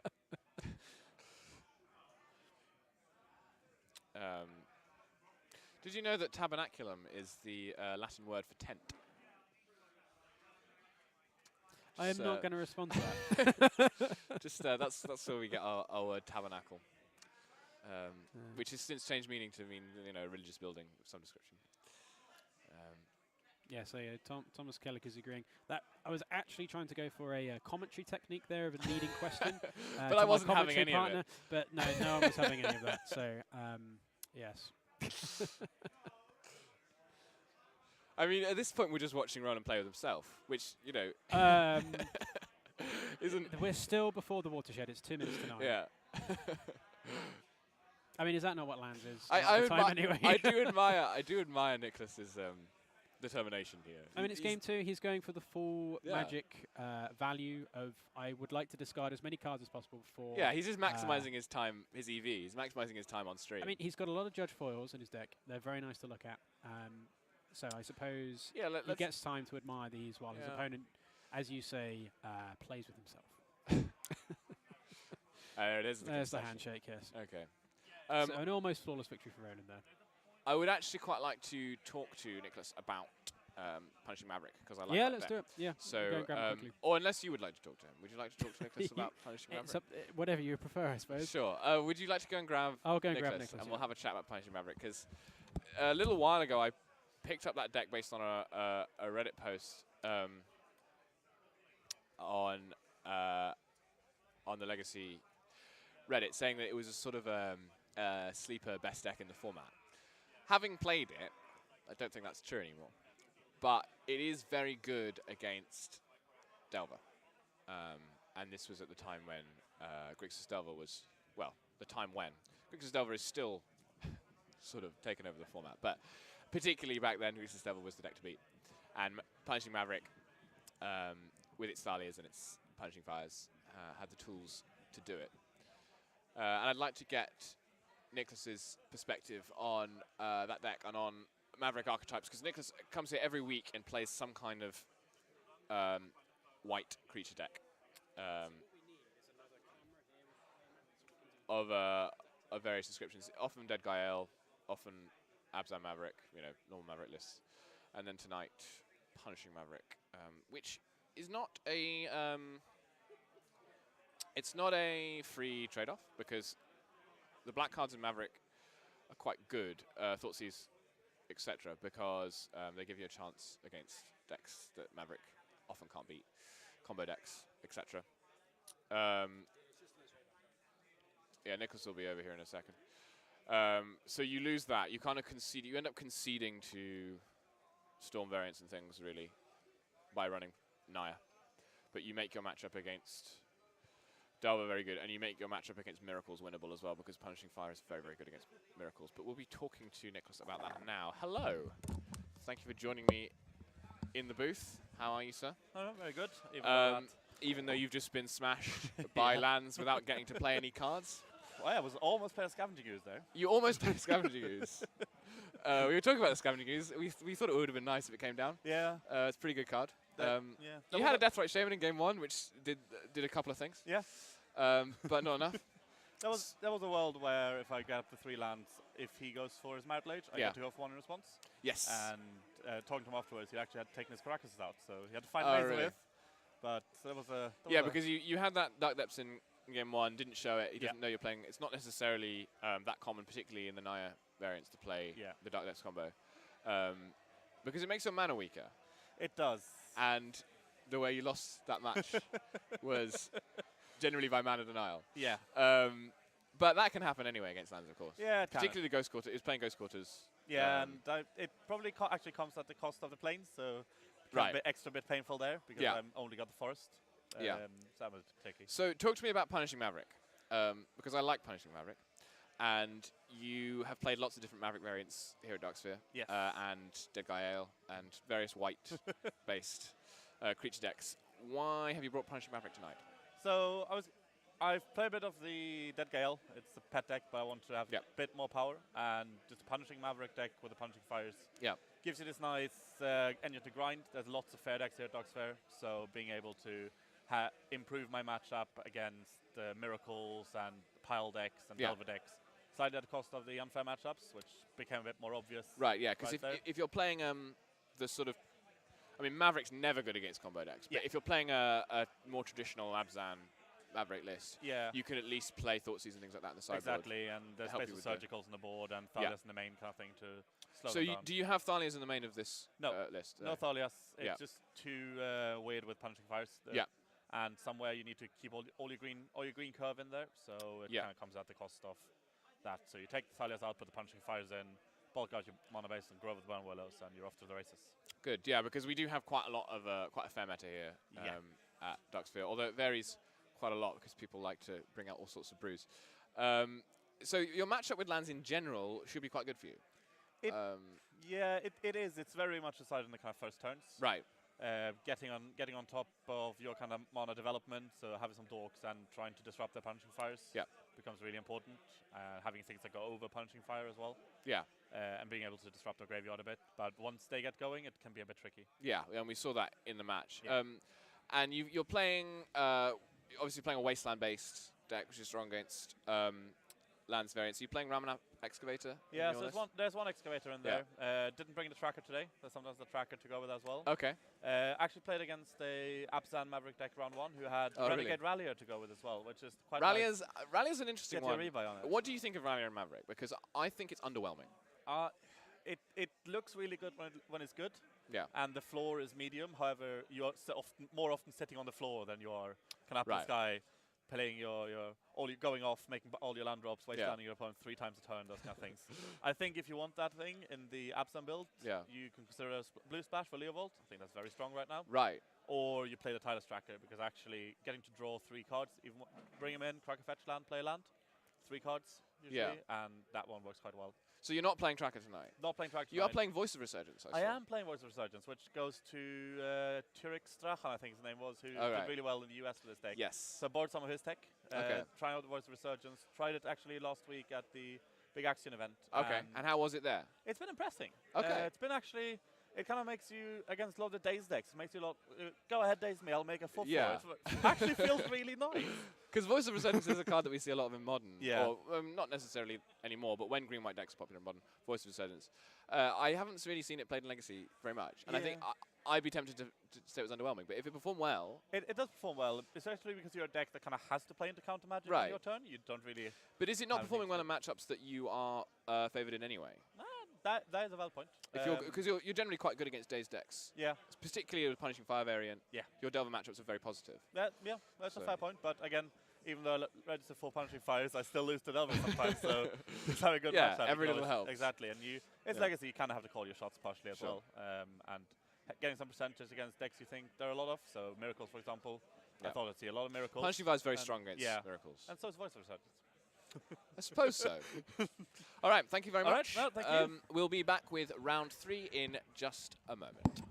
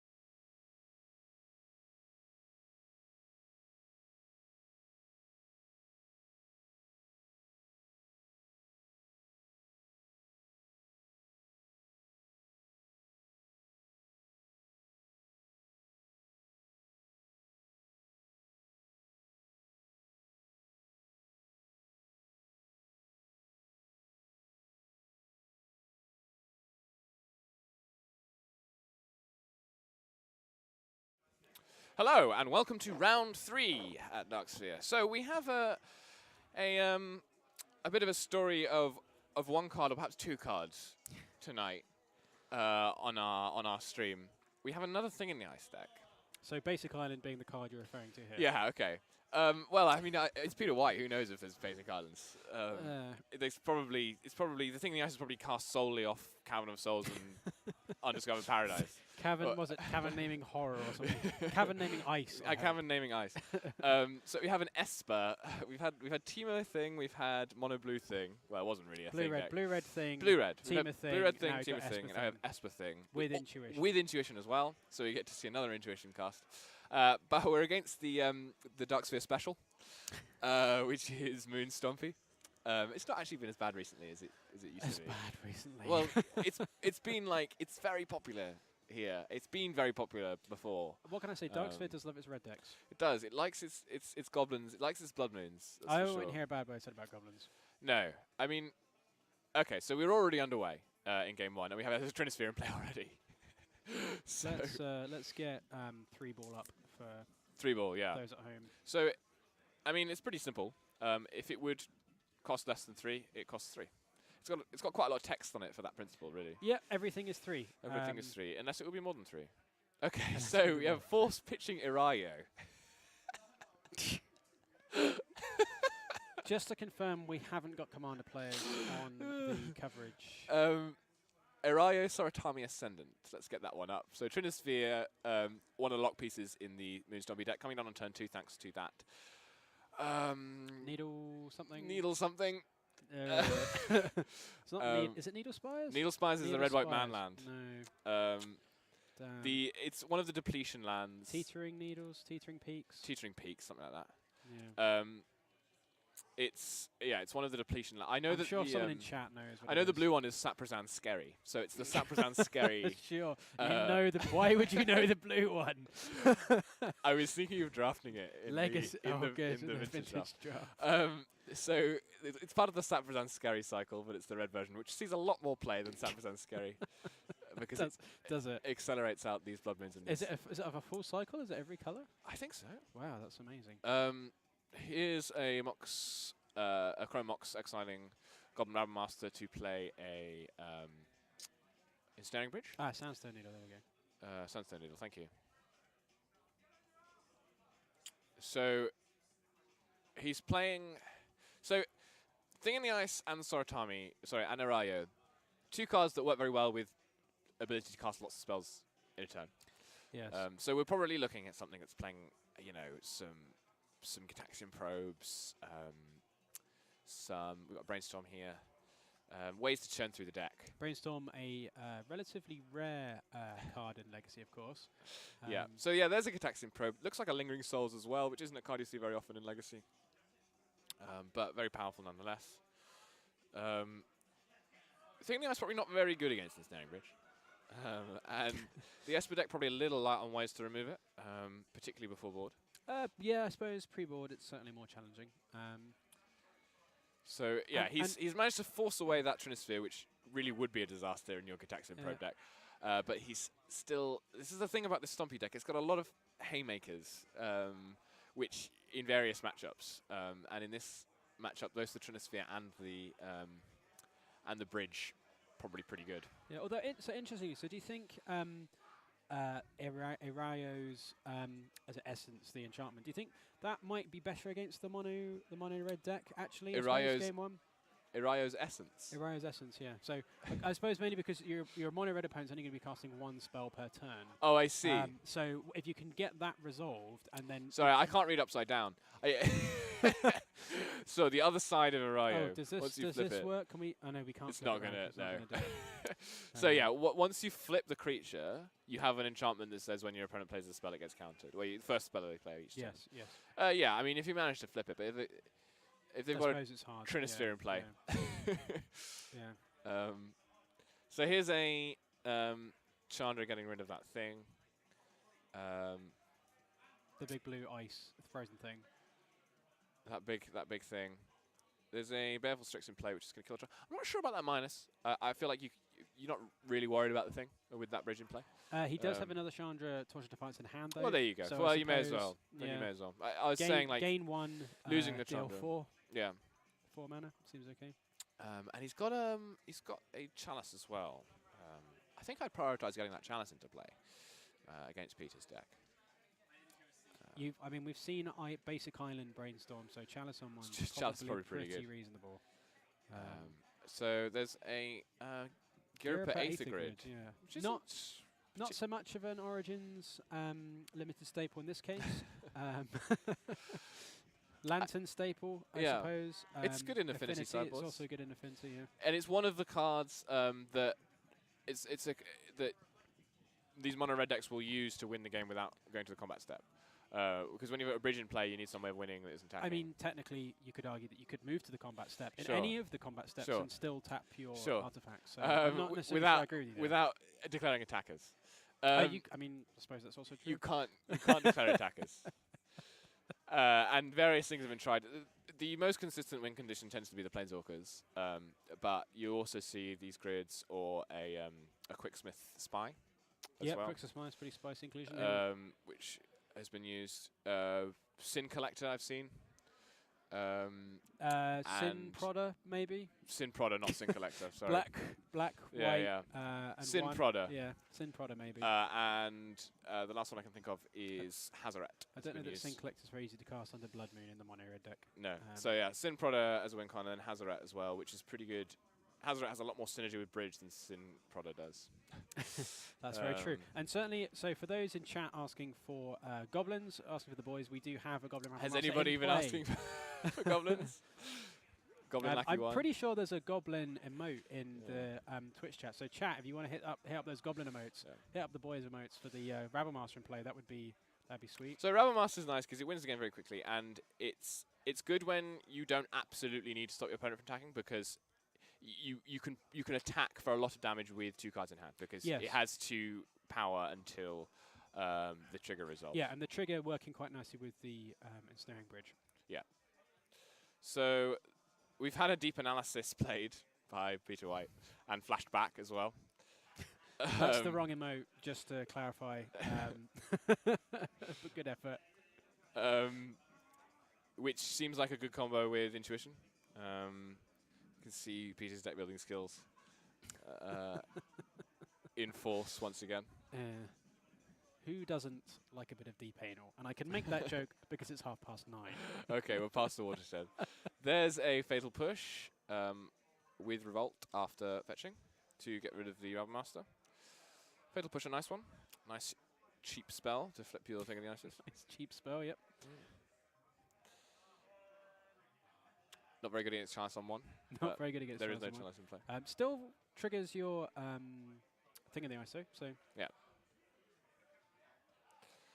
Draws a Connecting Probe. He's got a lot of cards in hand. I guess that's what's happened when you draw 4 cards off Deep Analysis. Yes, there's a bridge out.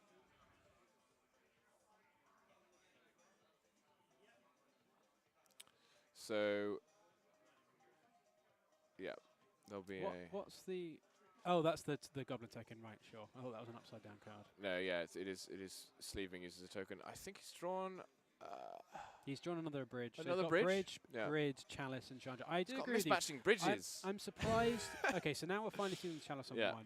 And after Pete's drawn into all of the Force of Wills. Yeah, after all the Force of Wills have come out. Yeah, he's got 1 Force of Will. I think the other cards are on Intuition. Although that said, honestly, this is okay, though, because you don't really care about Force of Will at this point. He's going to let it resolve. And Pete's going to let this resolve. Yeah. I think your Aether Grid actually is becoming more attractive here. Yeah. And I think Pete knows that. Yeah, definitely. Because I suppose he's probed him, isn't he? So he knows what's in his hand. Certainly when Pete's being at 9 now, I suppose. But if Renan gets all the cards out of his hands, does Pete have a way to win through Bridge? Is he playing Jace? Well, I suppose other than the Planeswalkers and the grid and everything else. Sorry, does Pete have a way to does win? Pete have a way through the bridge? You know, he's going to go under it by the looks of it. He's just put 4 power into play. I mean, certainly this is always the issue of the Moon Stompy decks, and that they can't always get their hands empty quickly enough. Yeah. No, the 1 power creatures are a good a good bet. Question. I think Jace probably is his only. Is he playing Jace? I can only assume that he is, based on the fact he's playing blue in Legacy, but I don't know. Maybe he's not. You can never assume. You can never assume, and he could be playing Jace, Living Guild Pack for all we know. So there is no bridge from below in play. There's never a bridge from below in play. Sometimes there's a bridge from below in the graveyard. Here's an intuition. Being exiled to Force of Will. Saved it. To counter the grid. Grid would be very powerful against these 1/1 tokens. And just with Pete being at 8 and Renan having potentially 4 artifacts in play soon enough. Yeah. You know, full turn. Pretty fast clock. Yeah. But there's a full turn clock on the other side as well, because there'll be 5 damage coming in here from attacks. Looks like another Lingering Souls in his hand as well, so if he could put another 4 power into play, then that wouldn't change the clock, I don't think. Oh, yes, it would. It would gives him 1 fewer turn. And yeah, Renner's not going to be able to get all the cards out of his hand in time. In a pretty tricky spot, I think it's fair to say at the moment. That helps. In fact, he can play the Chandra plus and play the Chandra plus play if the Chandra resolves. Yeah, so that that mounted a nice draw. I mean, that is, depending on his next draw, that might just be okay anyway. To be honest, I suppose.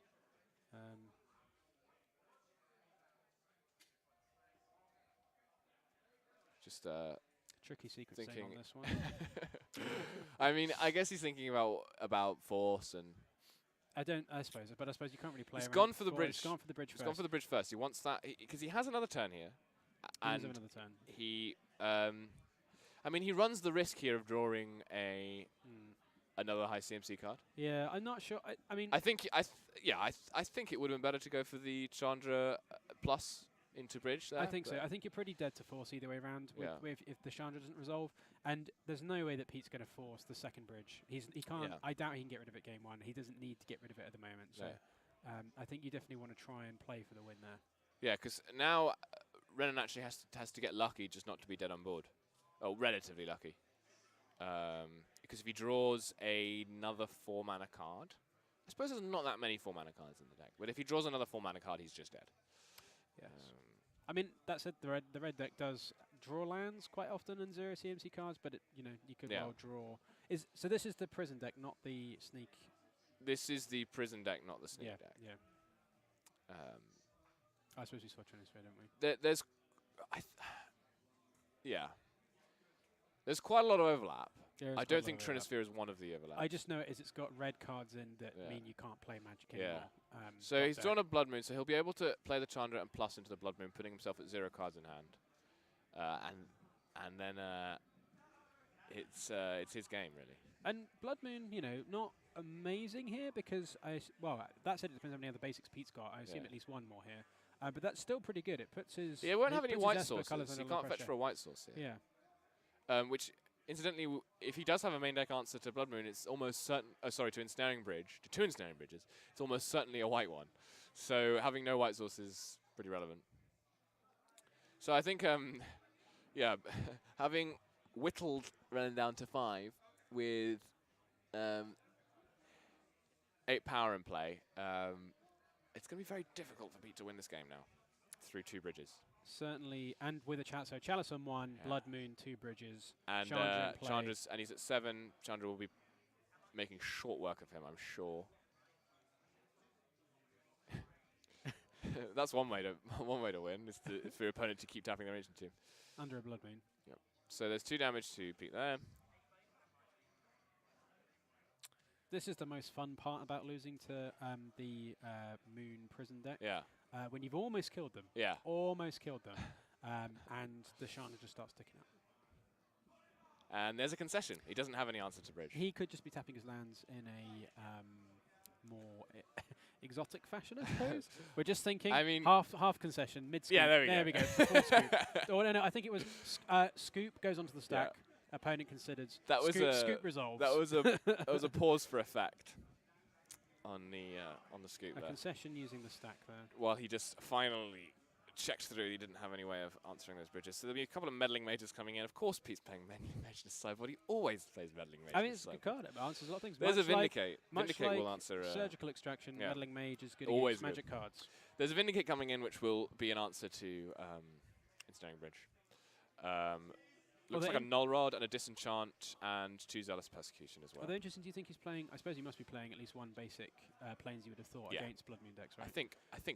So prioritising fetching the basic planes, I suppose, is probably pretty important for this next game. I mean, Pete seems like the kind of man to play a basic planes in his Esper deck. I don't think he's that greedy. He's taking out a Fatal Push. I haven't seen one. So I suppose you could float it. So yeah. Pete's bringing in some sort of permanent removal for Blood Moons and Bridges and those kind of nasty things. And Persecutions, I guess, to present a faster clock or to get rid of Realm Master tokens. Looks like we've got some Surgicals coming in from on the other side. Surgical's good card along against with magic cards. And taking out Maguses and a Trinisphere. Taking out Trinisphere seems poor. Yeah, I think you want Trinisphere against this deck. It's sort of a Xerox type deck. But Magus seems like a good. You've seen Fatal Push and Swords game 1. I guess you didn't see Swords, but you saw Fatal Push game 1. True, but then you are also playing against a 3-color deck that might not have that many basics. So whether they'll get to remove it is another question. But as you say, I suppose. But I mean, what are you taking out of this deck? What's not good? Yeah. I guess. I don't know. I'm not. These red lists can actually vary a surprising amount past the core. Or you just stick any old thing in once you get your down, right? Because you can literally win with, as we all know, you can win with Rishton Footpad once you've got Chalice in play. So legacy staple Rishton Footpad. I would like to clarify. Yeah, Renan's chosen poison and his flex slots, as in what he can physically take out of his deck before it no longer does its job, is not necessarily obvious. Yeah, there's the Popeye Stompy. The reality smasher of Popeye Stompy. The reality smasher of Popeye Stompy. Would be an accurate way of describing. Never a more accurate card description was ever spoken. Yeah. What is he doing? He's got a. He's hitting someone with something, but I don't know what it is. Looks like he's holding a hammer the wrong way around. And wearing a shower cap. I love old Magic cards art. So, will be a game up to Renan here. Despite being sort of behind most of that game, the power of Ensnaring Bridge when your opponent can only win with creatures and has no answers to Ensnaring Bridge main deck is high. High power level play. But the story will be different game 2 because Pete's got a plethora of answers. I'm also enjoying the classic Magic player choice here of the mono-red player with their red deck playing with red sleeves and the heavy blue player playing with blue sleeves is just a thing of beauty. Oh, there's a swap there. That's kind of ruined the image. But it's always nice to see. It's always been my dream to take I don't know, like Nick Fit or maybe Miracles or something like that to a Legacy tournament. Put it in red sleeves. Put it in one of those red deck boxes with the mana symbol on the front. A John Avon basic mountain playmat. No, a red mouse pad. A red mouse pad. Because you don't need anything bigger than a mouse pad to play burn. And then just go, turn 1 ponder. Turn 1 ponder. And we have to have a cap on or something. That actually, it should be a more impressive turn 1 to make it really. It needs to be like turn 1, Petal, Dark Ritual, Entomb for Gristlebrand, Shallow Grave, Tin Finsy. I think Tin Fins would be the right one to go for. Tin Fins is always. Tin Fins would be a good one to go for. I mean, the answer to any. I think you already did that. Yeah, the answer to any question that includes the phrase "What deck should I play?" is always Tin Fins. Very often as Tin Fins, yes. Legacy deck, even as modern tournament, just play Tin Fins anyway. And the judge comes over and says, "What are you doing?" So Tin Fins. What are you going to do? Oh, I think we can't. Can we control? Oh, it's up to them. Yeah, the players have to control the life in the game. We gave the players control, and that's always a bad idea. It is always a mistake. Because give them an inch. They have no respect for the broadcast. But yes, Renan is a game up, and we have no way of showing that to you. I will just hold one finger here for the entirety. Here's a attack scene for revealing Fiery Confluence. That's a nice one, actually, to bring in. Or to have. Main deck, I think. It's main deck, I think, yeah. Fiery Confluence is a nice one against this Lingering Souls deck, that's for sure. Yeah. And there's a Chrome Mox is the mana in the deck. In the hand, sorry. With a Chalice and a Trinisphere. Pete will take a read of this Fiery Confluence just to confirm his the hollow feeling in his gut as he realises that all the modes on there are pretty good. But he's not going to have to play against it because it's going to get exiled to Chrome Mox. Oh, no, it's not. There's an Ancient 2. It might still get exiled to Chrome Mox. I have a feeling he's going to. I think you go Time 1 Trinisphere here. I think you go Time 1 Trinisphere. So it will get exiled to Chrome Mox, the Fiery Confluence, as the only coloured card. So he's going for the Chalice instead. Okay. Oh, no, yeah, I suppose it's also true. It lets you keep the Confluence, which is relevant. Chalice on 1. Peter top decks a Brainstorm. Naturally.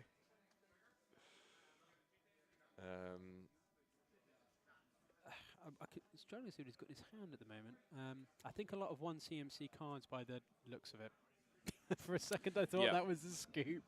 That's just cracking 2 fetches. The way he cracked those fetches. Everybody calm down. He's not conceded. It's just cracking 2 fetches. It was a very evocative fetch. Yeah, it was. I was like, fetching these lands right now.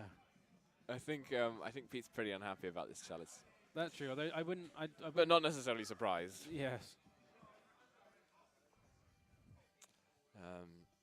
It's a real kick in the gut to top deck the Brainstorm, because you can Brainstorm response, but to top deck it just afterwards is. It's always hurts a little bit. So this is interesting. So he has not actually fetched a basic planes here. He's gone for basic. I wonder islands. if he has a basic. So planes. I do wonder if he has a basic planes in his deck. A potential hole in Peter White's otherwise immaculate deck building is that he does not have a basic planes to cast his enchantment destruction against the Blood Moon deck. Yes, which is probably the exact matchup that you'd be thinking of the most as you're brewing your sweet Intuition. For Darksphere, yeah. Yeah, that's true for Darksphere. He should have. I think I don't think we can give him too much of a break here. I think he's made a potentially match-losing deck building decision. He is playing a Scrubland. Yeah. And you know what they say about people that play Scrublands? Well, there you go. It's the same thing they say about people that play Badlands. They're really plateauing their legacy career. Oh, okay, they're very good, very good. That's not actually my original joke. That's one that I borrowed. Good. I do enjoy it though. So he's gone for the bridge and not the Trinisphere. I mean, it's Stompy, isn't it? You can just play out your cards. Once you've got one of them, once you've got one of your lock pieces resolved, I think the order that you resolve the rest in is relatively anemic. You just wheel him into play. Doesn't matter. Certainly when your opponent's on 2 lands. Trinisphere seems good. Trinisphere. I mean, Stonebridge Bridge has got something to be said for it. We might see a Trinisphere here. Well, we might not because we have a Fiery Confluence in hand. Well, you can't cast the Fiery Confluence now. What do you mean about the Fiery Confluence? You could cast it. Just 6 you. 6 you. Why not? His opponent's at 16 and puts him to 10. Here's a Trinisphere. The Trinisphere's come to the front. Okay, the Trinisphere. And there'll be, I think, a response here. This definitely sees something you want to respond to. What is that? This looks amazing. It looks like a middle finger. I'm not going to lie. Oh, he's cycling Unearth. I was thinking it looked like Unearth, but yeah, he's cycling Unearth. The problem is if you bring up Unearth, it's not going to be the right art, is it? But bring it up anyway, I guess. Well, I mean, we can show what it does. Yeah, so Unearth. Of course, he's playing Unearth. He's singing Earth. I suppose Unearth was really good with Snapcaster and Intuition. I suppose. I've just changed the player to Unearth. Technical difficulties. For more quality Magic the Gathering coverage, tune in this time next week at Tuesday at Darksphere. There we are. It is the correct art that we get. Yeah. Yeah, only one printing, I guess. No. No, I don't know. I assume so because this only brings up the most recent ones, I think. Okay, so he's drawn the 3rd land and he's got Meddling Mage. Unfortunately, the card he wants to Meddling Mage is already in play. I think at least 2 of them. He can Meddling Mage Blood Moon, and then he can draw answers to these he could permanents. also still Meddling Mage Trinisphere. That is a play he could make. I think he'll be Meddling Maging Blood Moon here, which will safeguard his mana and allow him to draw a Vindicate or Disenchant to deal with either the Trinisphere, the Chalice, or the Ensnaring Bridge, whichever one he feels is most problematic at the time. With the correct Meddling Mage artwork. Yes, the Crispicula. Although Meddling Mage, not long for this world with 2 Fiery Confluences, I think. Which, of course, Pete knows about. He saw 1 off the probe. The problem is, what are his other options, I suppose? Yeah. Depends what else he's got in hand. I wonder what he's named, actually. We have no way of knowing what he's named. I think it's probably... Oh, he's probably named Confluence, of course. He's named Fiery Confluence. You mean with the Git Tags in Prairie resolved? Yeah. Maybe. No, of course, he's not going to name Blood Moon. I mean, you'd love to name Blood Moon, but you can't name Blood Moon because he's got Fiery Confluence. So actually... this has actually worked out... Oh, it's Glare. Yeah. Well, we'll see. If he resolves a Fiery Confluence... Yeah, if he plays a Fiery Confluence, then we'll know. At some point, he's going to run out of cards to cast, and he'll have to either not... cast he's just paid 3 mana for his Chrome Hawks. Because there's a Trinisphere in play. There is a Trinisphere in play. The rule with Trinisphere, if everyone's not familiar, is Trinisphere always wins. Yeah.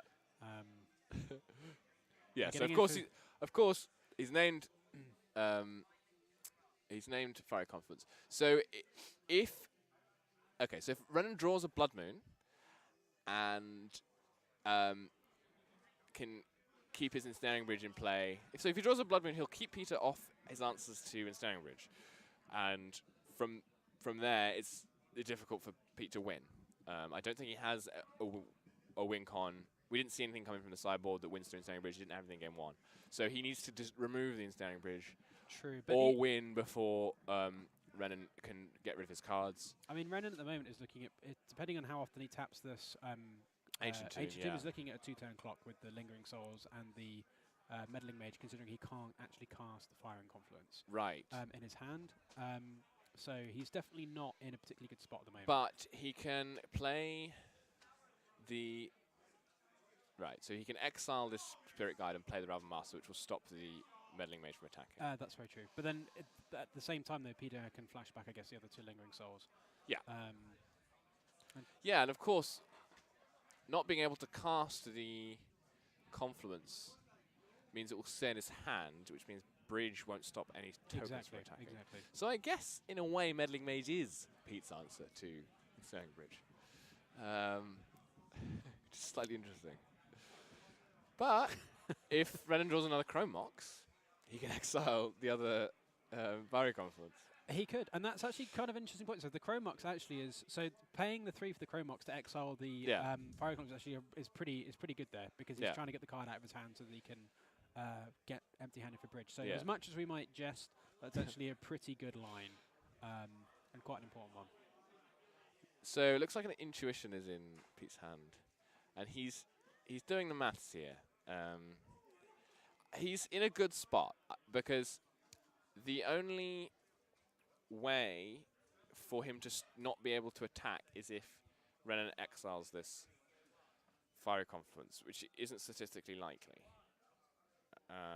Although the Gear Pay grid that he's just drawn... There's a grid. That's really good, isn't it? Yeah, that's pretty good. And he has 2, 4, 4 artifacts in play, so yeah, this is going to be pretty good. I'm not sure about taking the damage there. I guess you You kind of have to, because you want to get rid of 2 souls. And nothing else will be able to attack. So he's going to take 2 more off of 2 more of the souls, untap, and then he should have a clear board. Or he could kill the Meddling Mage. He could also kill the Meddling Mage. And then untap and Confluence. I imagine, well, you'd probably kill the souls this turn, wouldn't you? And then next turn, and then... I don't know. It's kind of an interesting one. Because I think you're at 6. Yeah. Well, if you kill the souls, then you're reducing 2 points of damage you'd otherwise take. And actually, if you don't kill the souls, you can't cast the Confluence because you're at 2, then Ancient 2. Yes. So yeah, you have to kill the souls, and then you can kill the mage, and then you can win the game. He's going for it now. Looks like. I think that's reasonable, because Pete could untap, draw Zealous Persecution. Zealous Persecution, true. Which he brought in. Yes, that's. He actually did bring in Zealous Persecution. Good lord. I'm not sure that's what Renan's playing around here, but he's playing around things in a general sense. Yeah. I think you're right to do it main phase and just crack on with it. Yeah, this this Grab Master can't attack, but here's 2 tokens coming up. One of which will be eaten by the mage. They of course have to attack because the text is on Grab Master. Well, and the fact that they're not all being eaten because he's got the thing in the eye still unflipped is actually not irrelevant. So so what you'd like to see next turn is actually Renan to hold the card that he draws for turn, so that he can attack with the Rabble Master potentially. To get a bit of extra damage in. And he can always kill the Meddling Mage before we get to blockers. Yeah.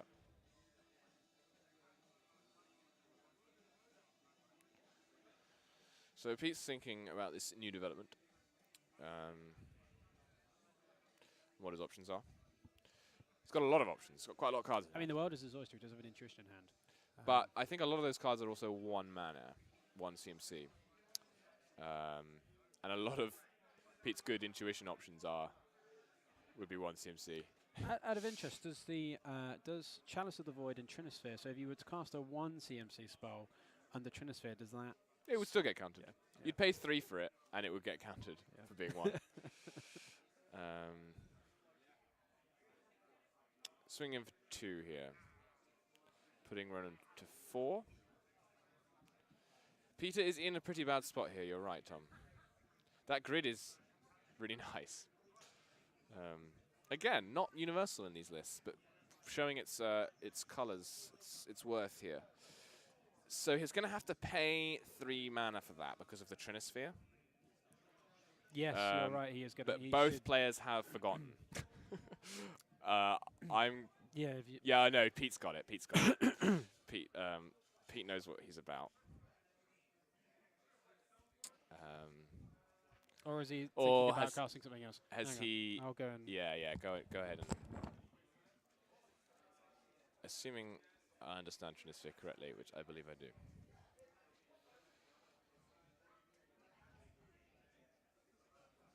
It's as long as it's untapped. I just read it.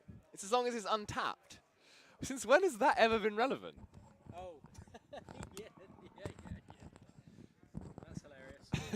So the Trinisphere's been tapped to the grid. I did not.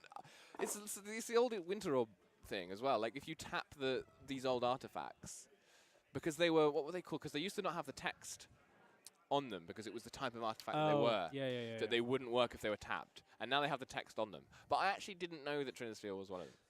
The look I got off of Pete when I tapped the Trinisphere was great. Yeah. No. I was like, yep, that doesn't do anything. Just checking that you're all aware that it doesn't do anything. Yeah, sorry about that. We didn't realize, but Pete knows. Yeah. Whether it will make any difference, I think is unlikely. Well, yeah. He's just doing it to get counters off the thing. And he has end-step Trinisphere this way. End-step Intuition. End-step Trinisphere, that'd be something. So here comes the grid activations on the Meddling Mage.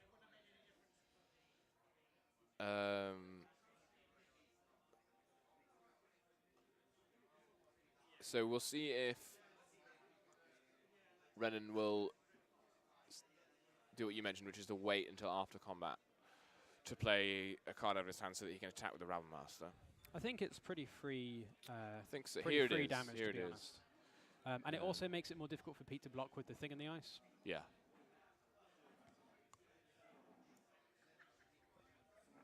Do you know how many players we have tonight? I don't know. Probably, we're normally in the mid-20s, high 20s region. I could probably check, actually. Yeah. Yes, we do actually have Word right in front of us, so we could look at that. We have 24 players, I think.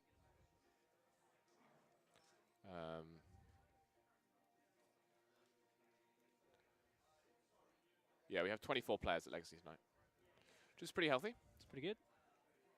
Not the most we've ever had. No, we had 30. We had a lot. 36 or something the other week. It was pretty good. So going to combat, attacking for quite a lot. Looks like 6. Okay, so we did go for the attack shot, and then so Pete's having He'll to take 5, go to 10. Yeah, having to block one of the tokens. And here's the intuition. I wonder what he'll get here. I actually don't know. It could be sort of Vindicate, Disenchant. No, of course not. It's Pete. Okay, so here's Deep Analysis, Disenchant, and... Well, I guess the issue is he probably doesn't have enough answers to fetch 3 different answers. Sorry, here's good one. Well, the thing is they don't have to be different cards. They can be, if he has 2, I don't know what things he brought in, but you can you can fetch. It's not gifts. But he might still not have enough. Full stop. Yeah. He's running a little light on. So yeah, let's just one in hand. It looks like he's getting deep analysis. Maybe Snapcaster feels like it should be in this pile. Snapcaster and Disenchant should be in this pile. I don't know if Snapcaster does it because there's a Trinisphere in play, so he has to Disenchant. But the Trinisphere is tapped again. Oh, the Trinisphere is tapped again. Yes. I guess that old chestnut. This is a reason to leave the grid activations till Pete's end step. Although in this case, I suppose he didn't really have a choice because he wants to cast the Fiery Confluence. Okay. I suppose that's not true because if he attacks with the he doesn't want his Rabble Master to get chumped by the. I suppose he's it's kind of an interesting spot. Yeah, it's an interesting question. I don't know. So it looks like Deep Analysis plus plus Snapcaster plus Disenchant. He'll get the Deep Analysis, which isn't surprising. Although, so Renan's elected not to kill the. He's got another Snapcaster in hand. That's nice. So Renan's not elected to cast his Fiery Confluence. Is that correct? Yeah, he's got a Fiery Confluence in his hand still. It's an instant. Oh, it is, isn't it? Sorry, yeah, you're right. Yeah, it is. He's gonna get rid of the bridge and flip his Sting in the Ice. That seems good. That seems good. And the Snapcaster will go back to his hand for value. The just checking life totals here. Yeah. Win the game. 4 is not more than 7. That's a nice line. I wasn't really keeping track of how many counters that Thing in the Ice had, but it had the right amount. Yeah, so actually, I suppose the issue, so I don't think Renan's has seen the Intuition before this turn, so he wouldn't. I suppose even if he did see the Intuition, like he should know that there could be answers, right? If he had a Confluence in his hand, he could have dealt 4. No, because it only does maximum 3 damage to everything, doesn't it? So the 4 toughness on the. You can only do 3 damage to creatures. Yeah, so he didn't really. I think he had a Chandra in his hand. He might have been able to Chandra the turn before, but he wanted to keep the Confluence up. Oh no, that's interesting. So maybe, but then he. So he's.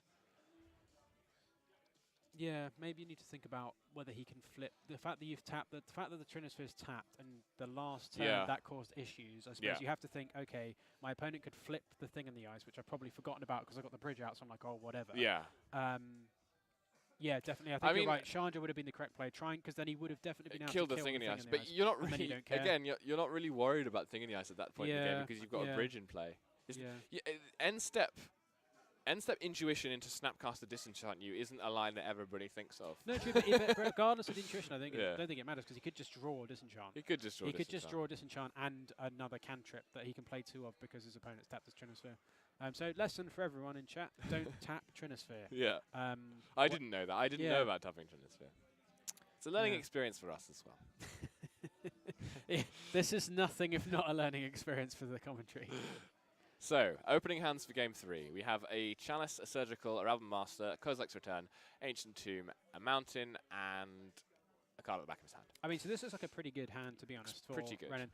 Does it look like a Rabble Master, potentially, at the back? I think that's a Rabble Master. Could be a second Rabble Master. I think it's 2 Rabble Masters. Yeah, 2 Rabble Masters, Tomb, Mountain, Chalice. So, turn 1 Chalice into turn 2 Rabble Master, potentially followed by turn 3 Rabble Master, is a pretty hot opening. Sounds good to me. And you're on the play, and your opponent. So it's not got any lock pieces. Well, it's got the Chalice. It's got the Chalice. The Chalice is enough. The Chalice is pretty good. When your opponent's creature removal is Swords to Plowshares and Fatal Push, having Chalice backed up by Rabble Masters is pretty strong. Yeah, double Rabble Master always seems really good as well.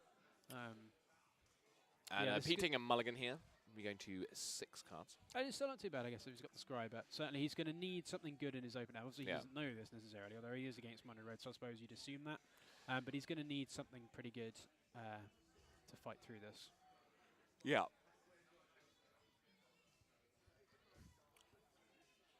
Looks like he's decided it's good enough.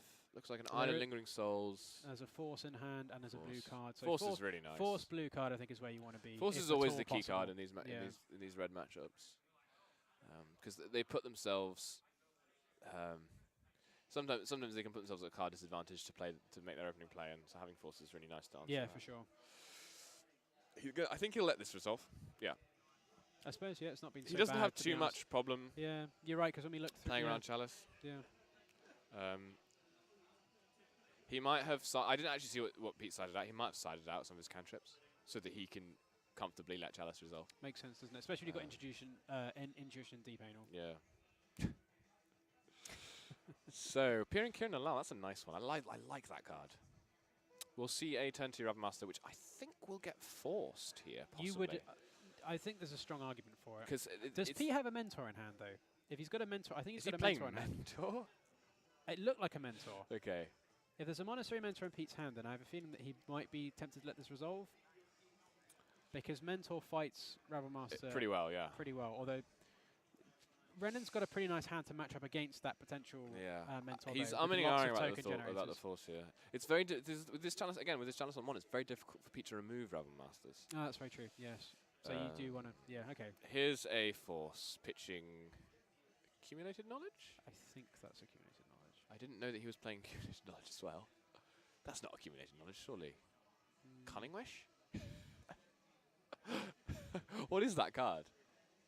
Could be Cunning Wish. Answers in the Cunning chat? Wish would make more sense. I don't think it's Accumulated Knowledge. Here's a Surgical on Force. So Renegade for Surgical on Force. How do you feel about Surgical on Force? Oh, it's getting countered by the Chalice. How do you feel about Surgical in the Chalice? It seems like a pretty good way to trick your opponent into revealing their hand. I mean, good lord. Quiet speculation. Oh, yeah, of course. With all the flashback cards, it's quiet speculation. Yeah, that makes sense. Thank you, Vintage Mountain Goat. Top keck. I think that's one of our best of. Surgical into your own Chalice. Seems good. Okay, yeah, it is an Accumulated Knowledge, so you can get those deep analyses. Quiet speculation. Sorry, quiet speculation. I read the name. You've just got deep anal on the mind. What can I say? Deep analysis and Lingering Souls, and Unearth. No, not Unearth. Unearth doesn't have flashback. What else has flashback? I guess you just get multiple copies of Deep Analysis. Okay, so now we're going P and Kira. So this makes sense. You want to try and use your mana efficiently. He's got the... and you also want to get your hand as empty as possible for bridge as well. Yeah. So Spirit Guide into 4-drop seems good. And then he's got the other Ravenmaster to follow up. So I like P and Kira a lot. P and Kira is a good card. Can we work out whether he's got mentor in hand? He keeps shuffling his... Oh, no, it must have been the Lingering Souls. Must be the Lingering Souls. Ignore me. It's the Lingering Souls. Yeah, I don't think he's playing mentor on this deck. It's a quiet speculation, Tom. Or the chat might be a little bit. It's usually a little bit delayed, I think. Yeah.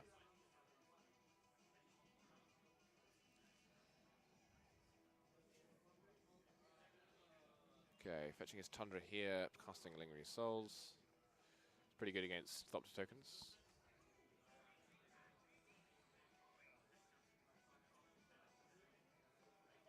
This Kozilek's Return not looking as good at the moment in Renan's hand, to be honest. But it is good against Pete's deck, for sure.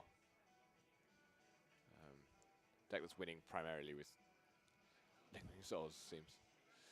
There's another guide. So my prediction is that ape resolves at some point. I think that ape's going to resolve at some point. It's not been a real match of Magic until apes resolve.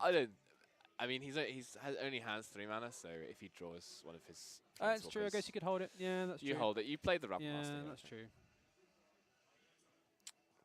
They tend to float to the top of the deck, though, the Spirit Guides, once you're empty-handed. So maybe when he draws his 3rd one in a minute. So just smorking here for going straight for Pete. There'll be a trade. I think. Renan making a good show of a thought there. It's always nice I don't know if there's too much to pretend to think when you're at a key moment to make your opponent think, oh, they have something. Just a slight pause, a tapping and untapping of a land. Yeah. Sure. And I think you're maybe not with the Ancient Tomb. It's a favourite of mine. When you just put your hand up. Hang on. Especially in the mono red deck, the mono red prison deck. Sure.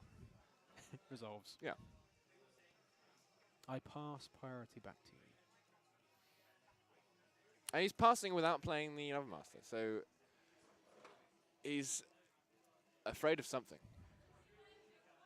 I suppose he could be. I suppose what he's trying to do is potentially set up to Kozilek's return and have a backup. Yeah. Yeah.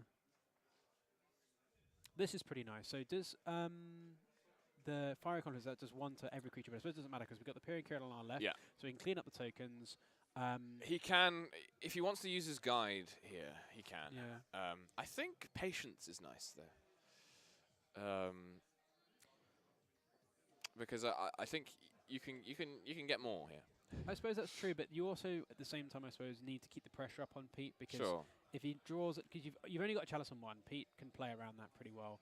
And if he gets to assemble some more pressure on the board, I kind of like. Okay, so he's having drawn the Confluence, he can now clear the souls next turn to get a lot of damage in. Although, I think if you're Pete here, do you trade with the Pier and Kieran? Possibly? That's an interesting one. I suppose the downside is that next turn that means that then your Rabble Master's dealing a lot more damage. Uncontested, yeah. Yeah, so I think Chump and trade's probably okay. It's a difficult one. Oh, I see. Trading with a Goblin and chumping them. Yeah. Or just trading with a Goblin. Or just trading a Goblin and holding the other one for a Goblin next turn, I guess. Or holding it to even to chump the Rabble Master, which is coming in for 3. I don't know. Yeah. He's thinking about it. It's definitely not the best, like the most fun spot. It's just going to take the damage. That's an interesting. Get more use out of those souls. Has he seen Renan's hand? No. No. He has not resolved a probe this game. Fiery Confidence will always be on his mind in this matchup, in the Lingering Souls deck. Okay, here's a Snapcaster coming in as an ambush Viper, I think. It's a very exciting mode. On no, does he have a... Well, I hope he doesn't have a 1-mana spell. Yeah. What's the flashback here? And the thing is, Renan is at 10. There's sort of a race-type situation. True, but Pete is at 12, and if Pete doesn't necessarily deal with the board situation, Renan can just go 6-you with... but he's getting his 2-1 into play. He wants this 2-1. He has a Therapy in hand, not particularly useful. Less good against Chalice. Yeah, there's an Intuition.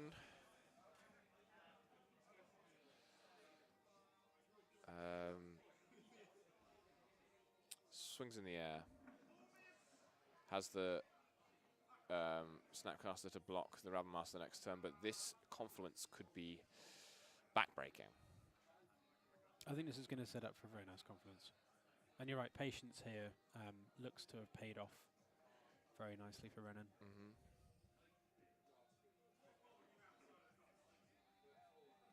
Just that's thinking about double Ancient Tomb in play, I guess, isn't. Yeah, I think he's thinking about whether to take the 2 damage or whether to use the guide here. Oh, sorry, has to use the guide. It's double red spell. He has to use it's the double guide, red spell. Yeah.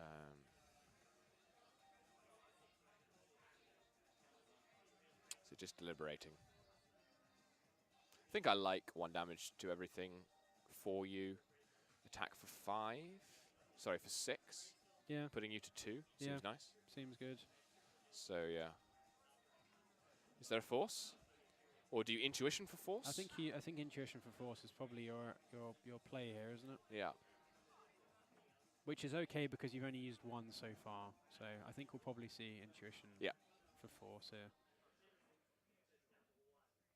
And this is a pretty good one to force. It keeps you in the Intuition, game. search your library for 3 cards that are the same and get one of them. It's a pretty ridiculous card. It's got some fun uses, and then it's got this, which is just search my library for a card, and I never draw that card again.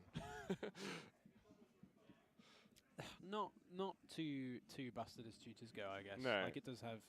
No, I guess it's a nice one because you can do fun things with it, and then you can do boring things with it at a cost.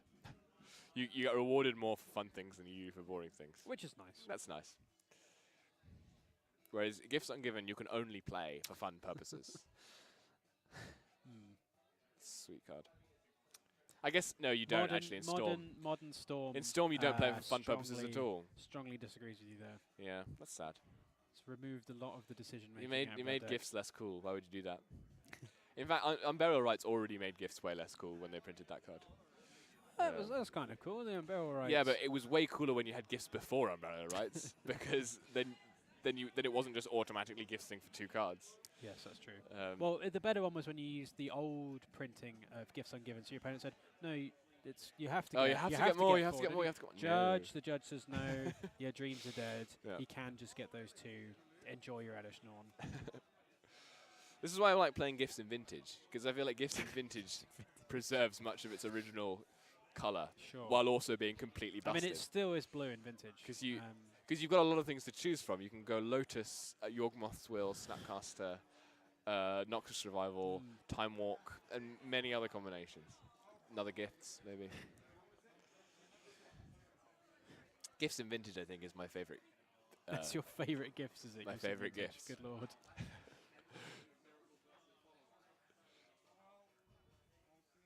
Probably get up Gifts Ungiven. Sure. Why not?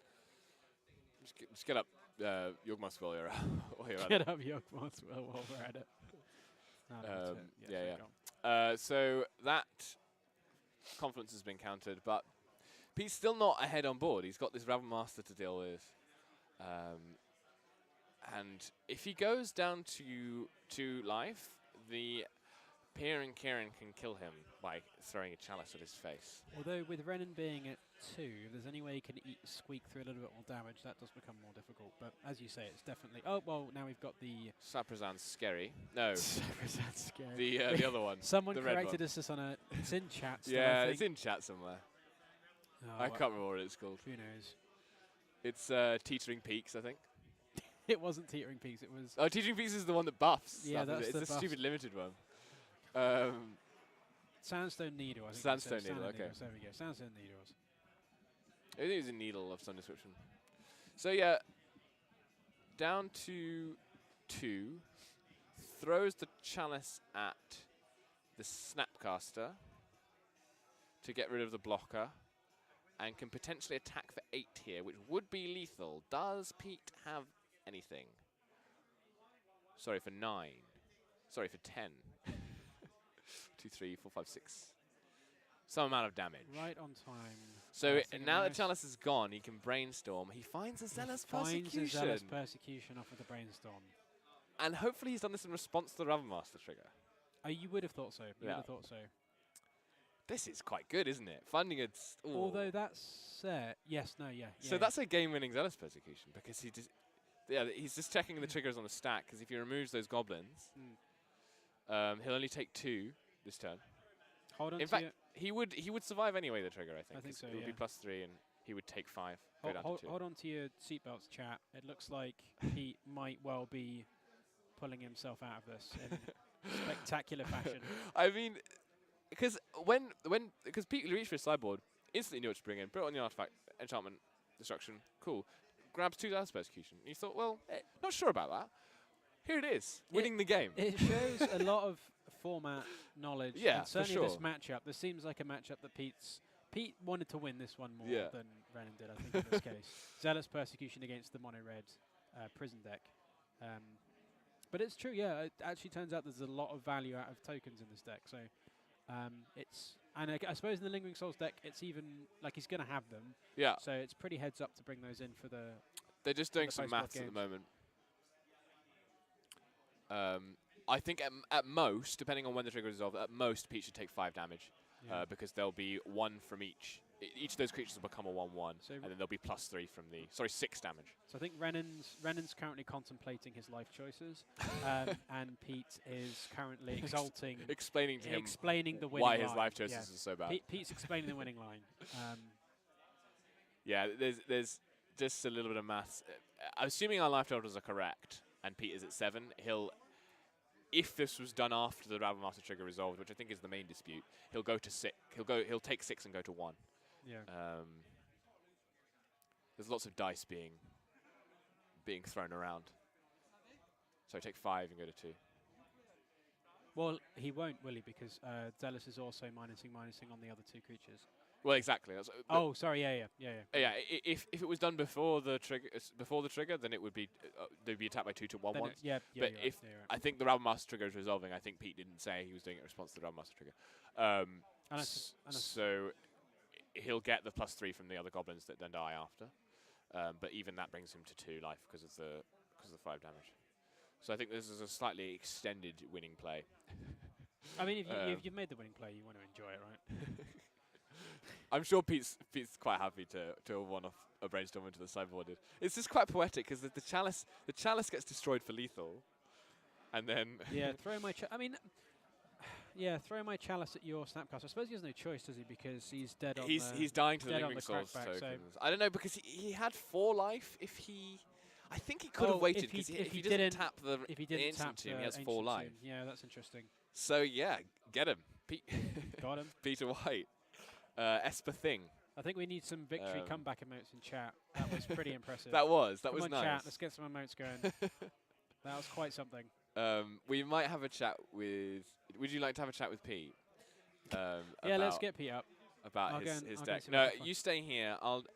While I go and fetch Pete. Just entertain. Bring his name up and entertain the crowd. Oh, I'll tell you what else.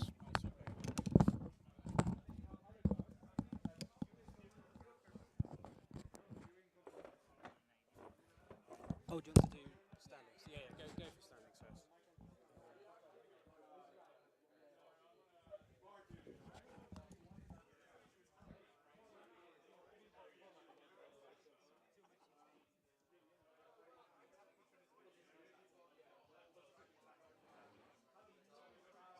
Is that all the results? Should be. I'll see when I keep on that. Yeah. It's a bit of a 2-1.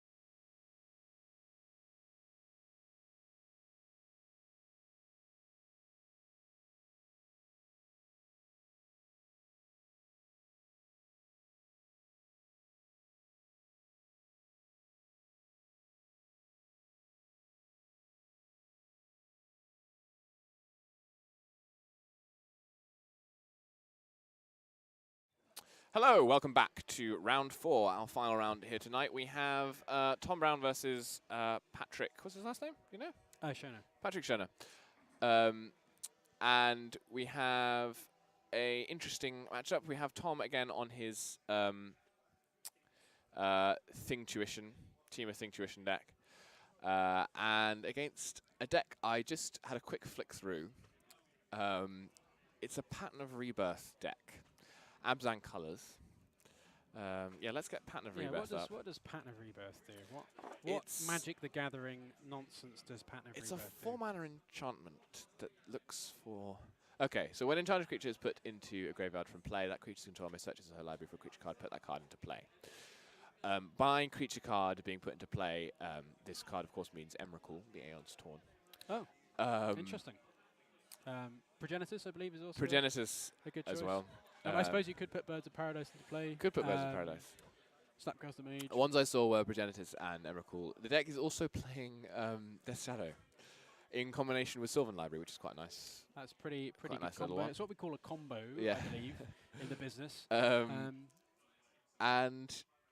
it's got decays, and I didn't want to look too closely because I'm ready to be surprised. We want to discover this together with the viewers and really enjoy this roller coaster ride of emotion that was about to be unleashed. I know that the life totals and the win losses are wrong. That's up to the players to correct when they notice. Thank you, Beta Counterspell. Nice to have you in the chat with us. We love you too, Beta Counterspell. Should be 20. Yeah. They'll reset them themselves when they get a moment. So one thing I can say about Patrick's list is it's very strong in terms of packing hate for the blue decks. He does have 4 copies of Choke in his sideboard. That seems pretty good against this Temur deck. So against this Temur deck that's wanting to resolve a lot of blue cards, I feel like that's pretty good. What's the record of these decks? I think Patrick and Tom are both 2-1. Our top table is Peter White, who was on the Esper Thing deck last round. Seems to do consistently well with these janky brews. Yeah, you have to hand it to him. The combination of Thing and the Ice and Intuition seems to be very strong this evening. Yeah. So Peter White's on the top table against Tommaso, who I assume must be on some kind of... Actually, he's either on Big Red or he's on Aggro Loam. I think I've seen him play recently. Who's this, sorry? Tommaso. Oh, yeah, I think it's... in fact, I can probably just stand up and have a look. You can probably see from here, right? Once he starts playing, he's shuffling. He's shuffling at the moment, no worries. Tom's playing Team of Thingtuition, I think is what we're calling it. Yeah, it's not... it's a very... So if you go on MTG Goldfish and look at the legacy metadata, you won't see the deck. It doesn't exist. So you can call it whatever you want. It's you could call it Punishing Thing. Yeah, I suppose it's not a combo deck, so you can't give it a breakfast cereal. No. It's I guess it's Rug. You could call it Brown Pile, maybe.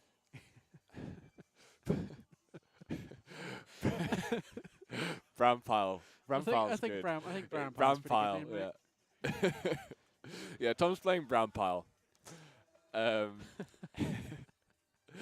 No, he's playing a sort of a Rug, sort of mid-rangey blue list, but with Thing in the Ice and Intuition. Couple of Intuitions. Obviously.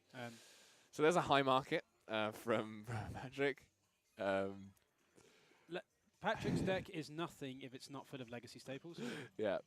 He does love the card Sylvan Library. I think Sylvan Library is in all of these decks that he plays. Sylvan Quinn, Pattern of Rebirth. There's all of the Patrick deck lists generally begin with, I think, Sylvan Library as a 4. I'd like to play 4 Sylvan Libraries, and then I don't want to put any cards back with Sylvan Library, so I'm going to run some kind of combo with it, which might be Death Shadow, or it might be I can't remember what that enchantment's called that let him choose card. You choose land or non-land, and then you put them into your hand instead of drawing them.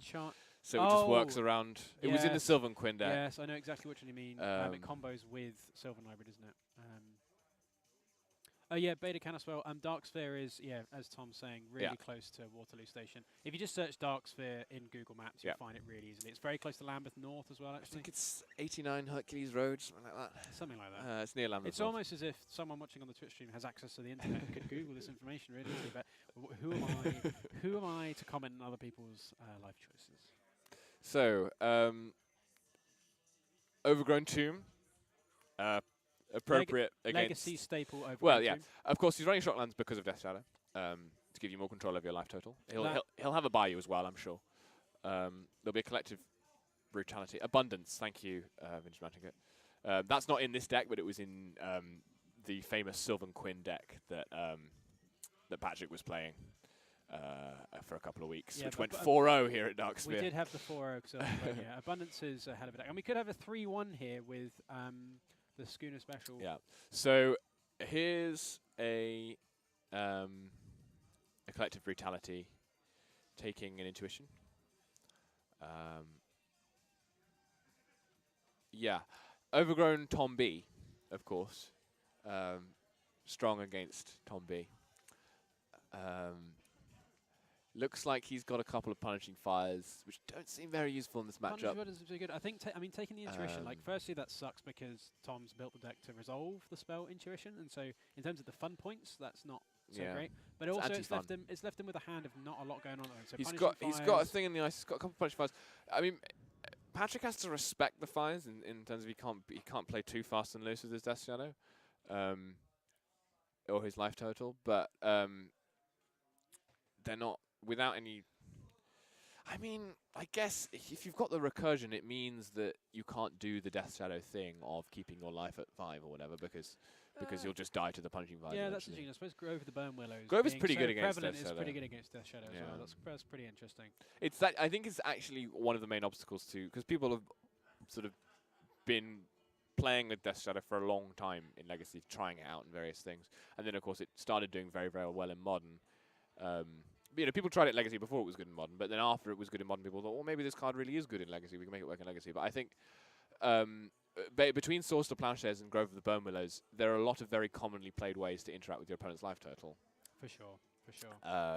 In a way that is not beneficial to Death Shadow decks. And a 1-mana 5/5 6/6/7/7 just not often being good enough, I guess, in a lot of matches. I mean, it's still pretty good. It's still pretty good. Going back Angler sees enough play. Yeah, but there's a lot of, as you say, true, I guess. There's a good article about Death Shadow decks in Legacy on the MTG Goldfish weekly column last week. One thing I should clarify is my insight into the Legacy metagaming strategy is always 100% useful, accurate, and I mean, anyone watching the streams today will have come away a much better Legacy player. No, they've been enlightened by your pearls of wisdom. Oh, absolutely. Pearls, absolutely. Wisdom. Sapphires. Sapphires, brown piles of wisdom, whatever you wish to refer to them as. These great big brown piles of wisdom. Absolutely. Dropping them which on the chat. We're sharing with the chat. Yeah. So, Tom does have a Medallion click. He's facing down another Overgrown Tom B. Patrick's librarying away. He's got lots of control over his draw step. He's down to 10. He's not being too greedy with the library, especially in the face of double punishing fire. And we'll see a Cabal Therapy, which is pretty good after you've seen two punishing fires. I guess you don't want to... Okay, he has named Punishing Fire. I was thinking I'd probably just name the click there because that one's not coming back, whereas these fires are with Grove. Yeah. But he's actually going to get the click as well. He just says, whatever, I'm having it all. Seems pretty reasonable. I mean, there's not a lot from, as you said, there's not a like Punishing Fire, even though Patrick's at 10, like, it's such a slow clock. Although I guess it does give him recursion to flip his thing in the ice, so that is an issue, I guess. It's not a lightning bolt. Yeah, I mean, Patrick's in a pretty, depending on his hand. I mean, Sylvan Library, having a Sylvan Library, I always like having Sylvan Library in play. I mean, who doesn't? Patrick certainly does. Makes me feel like I'm winning. I think I sympathise with Patrick building all of his decks around Sylvan Library. I mean, it's no different to everyone this evening building everything around intuition and thing in the eyes. Yeah. Flavor of the month. It wouldn't be Dark Souls. There wasn't a theme every week. I feel like we should say nobody actually set the challenge of building a thing in the eyes deck. Everybody just converged on it at once. This is a natural course of events. I think because Tom said he did it because he bought the cards for Modern and he wanted to play them tonight. Intuition. No. I think, yeah. People have been talking. Thing in the Ice and Bedlam relevant. Obviously, the unbanning of Jason the Mind Sculptor Modern has got people talking about Modern a lot more. Well, and I suppose as well they've taken them out of their legacy decks and they put them in their Modern decks, which means for the legacy evening they haven't got their Jaces. Blue cards. So they have to play this is else. what we've gone to. The powerhouse combination of intuition and Thing in the Ice. I can tell you what High Market does. I don't think we have a card fetcher pot. High Market will allows you to sacrifice creatures to gain a life. Yeah, I don't know if MTG bots with works with the Dark Sphere chat, unfortunately. That'd be something to mention. This is another card that I've only played before in Tiny Leaders. I was going to say in your mind, but no, I played this card in my league-winning Tiny Leaders deck. In this format, I'd probably play Phyrexian Tower over High Market, but there's probably some kind of interaction with the life gain that Patrick wants. Who knows? Really, who knows? I mean, I imagine the real reason for this is that it triggers your pattern of rebirth. Right, but you can do that for Phyrexian Tower. You could do that for Phyrexian Tower. Phyrexian Tower being, I guess, potentially more, I don't know. Does Phyrexian Tower tap for a colourless? I think it does. Does it? Let's have a look at Phyrexian Tower. Yeah, I think Phyrexian Tower might be... There's got to be a reason for add one colour. Yeah, it does. I think... Yeah, at first glance, Phyrexian Tower seems like the superior choice, but I'm sure Patrick has his reasons for... Unless he has more... like, maybe the High Market's copies 6 and 5 and 6, maybe? I don't know. He can play more than one. No, as in, so he's got 4 copies of Phyrexian Tower, then he can play... Don't think he's got 4 copies of Phyrexian Tower. No, I don't know. Who knows? Who knows? I have played Phyrexian Tower in Nick Fit before. Oh, really? Oh, well, yeah, that makes sense. It's pretty good. Not Tiny Leaders. Not Tiny Leaders. Pretty good in Tiny Leaders as well. Pretty good in Tiny Leaders as well. I think anything's good in Tiny Leaders. I only ever evaluate cards by how good they are in Tiny Leaders. That's my primary metric. Here's a Green Sun Zenith for 2. X equals 2. Getting a Sylvan Caryatid. So, Sylvan Tribal currently. Sylvan Tribal. On Patrick's. Good lord. Patrick's battlefield. Oh dear. Sylvan Tribal being not Sylvan Tribal. Sylvan Caryatid being a combo against Punching Fire in that it's hexproof and does it have 3 toughness anyway? I can't remember. It has 3 toughness anyway, but it is hexproof. Yeah. Patrick is playing a Pattern of Rebirth combo deck, which also plays Death Shadow. Should probably bring up Pattern. I'm going to keep Pattern of Rebirth up. This is going to be one that we're hopefully going to have to refer to again. Here it is. Speaking of which, on the hexproof creature, Tom's going to spell pierce the absolute he could not play that out of that quickly enough, could he? No. That's definitely one you want to spell pierce. And we'll slam a Jace the Mind Sculptor. He's actually in a pretty good spot now. So some of the players this evening have actually left their Jaces in their legacy decks, which is interesting to see. I think we definitely need more emotes in chat.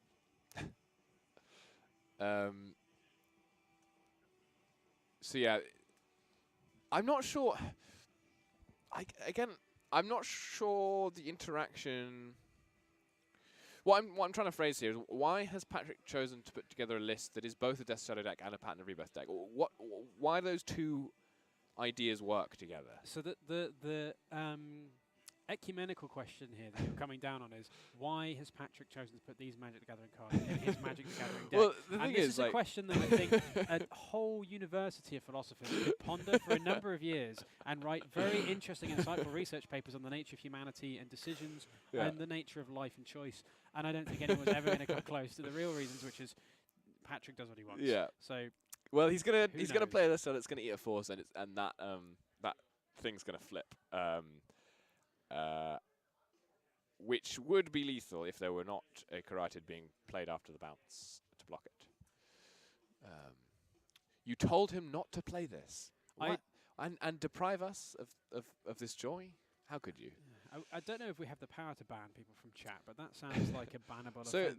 the high market's showing its colours here. It's actually put Patrick to 8, which means he's not dead to the thing in the ice. He is dead to the punishing fires in Tom's graveyard, though.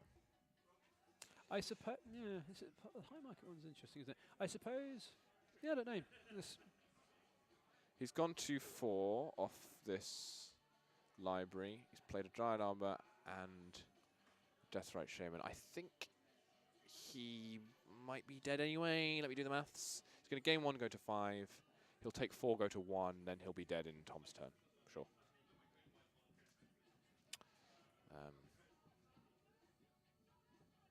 Yeah.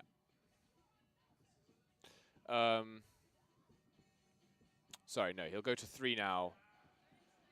It's the red sources. He'll take 2, go to 1. Take. Okay. Oh, the Jace bounce, of course. He can just attack with the. He can kill the blockers and attack. I don't know what I'm talking about. Just watch the magic. Oh. So that was game 1. Going to Tom. Going to Tom, yeah. Tom won game 1. So. Bringing in his own Sylvan Library. He's seen the tech. He says Patrick's playing this card. He seems to like this card. I'm going to join in. So Patrick, there's 4 cards at the bottom of our screen there, face down from Patrick. I'm assuming that those are the 4 copies of 8th edition Stoke, one of which is in German. Choke, yeah. I am intimately familiar with these Magic cards because I lost to these last week. So the German 8th edition Choke being particularly beautiful. Wunderbar. Wunderbar, yeah, exactly. So Tom's bringing in Flusterstorms, looks like. I didn't catch anything else. Flusterstorm's an interesting one. I mean, how many... Looks like a Grafdigger's Cage. How many instants and sorceries does Patrick actually have? I don't know. Not that. He's got Submerge as well, which seems good. Yeah. Thank you, Tom. I do like it when they do that. He's not. He's not going for the explosives. So the Flusterstorms will counter Green Sun Zenith. Yeah, I suppose so.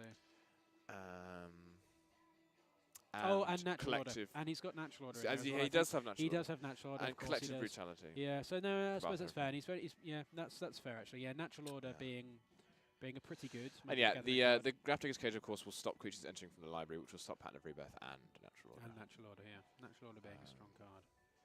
So chat, if you want to vote for the deck that you'd like to see win the next game, you could put some more emotes in chat. So maybe, I don't know, team coloured emotes or red or blue emotes for Tom. You could put green emotes for Patrick, or just do whatever you want, But I've been enjoying the emotes. I like the octopus the has octopus, been something. They've got an octopus with arms as well here, which is quite something. It's a wizard octopus. It's a wizard octopus. Brilliant.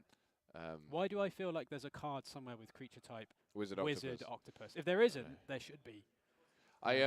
This is totally off topic, but I was reading the newspaper on the tube here, and I saw that Jeremy Corbyn has referred to the activities of the City of London as financial wizardry. Financial wizardry, which I thought was really funny. Unbeknownst, I say unlikely, unbeknownst to Jeremy Corbyn, there is actually a lot of wizardry going on in the City of London. Certainly tonight, a lot of very powerful wizardry. This is what he was talking about. This is absolutely what he was talking about. And it's legacy, so it's financial wizardry because all the decks are stupidly expensive.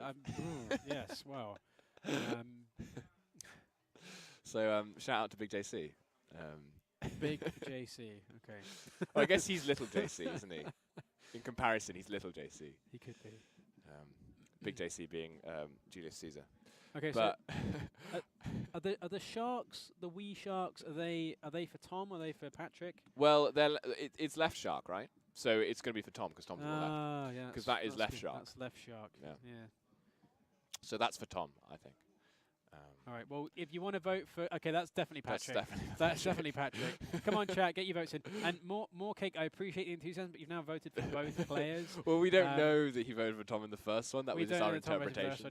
Yeah. Yellow. I don't believe any of them are playing the color yellow. That's a rare one in Magic. Well, maybe it's Patrick's yellow sleeves. Oh, it could be gold for Temur. Could be gold for Temur. Is he playing any multicolored cards? I don't know actually if he is. I think he's just playing straight mono. Yeah. Savage Knuckleblade. Big Knucks. Big Knucks in Legacy. Savage Knuckleblade would be good in this deck. Savage. Let's get Savage Knuckle Blade up.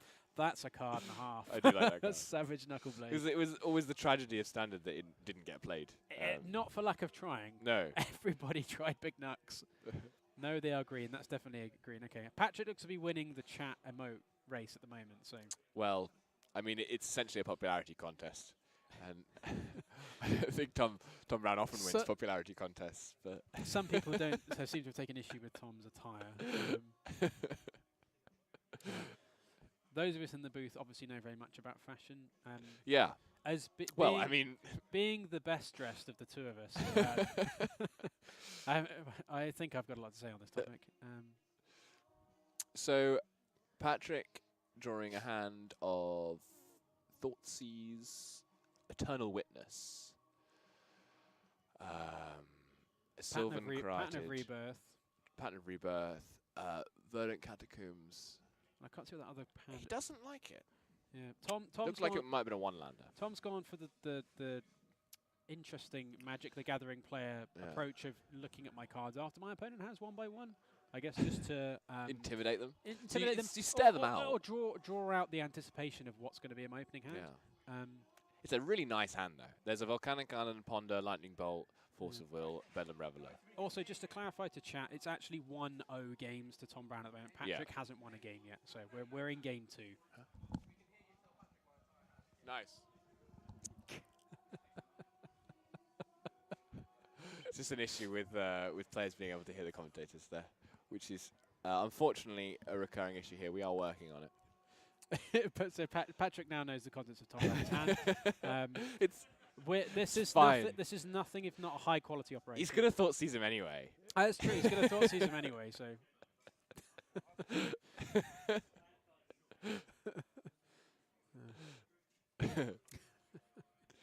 Oh, really? This is the fault of all the other people in the room who should be making more noise if they play that Magic. There's a lack of enjoyment. I can only assume there's a lot of mirrors going on. We need Callum to make more noise to drown us out. You need to make more noise so that he can't hear us.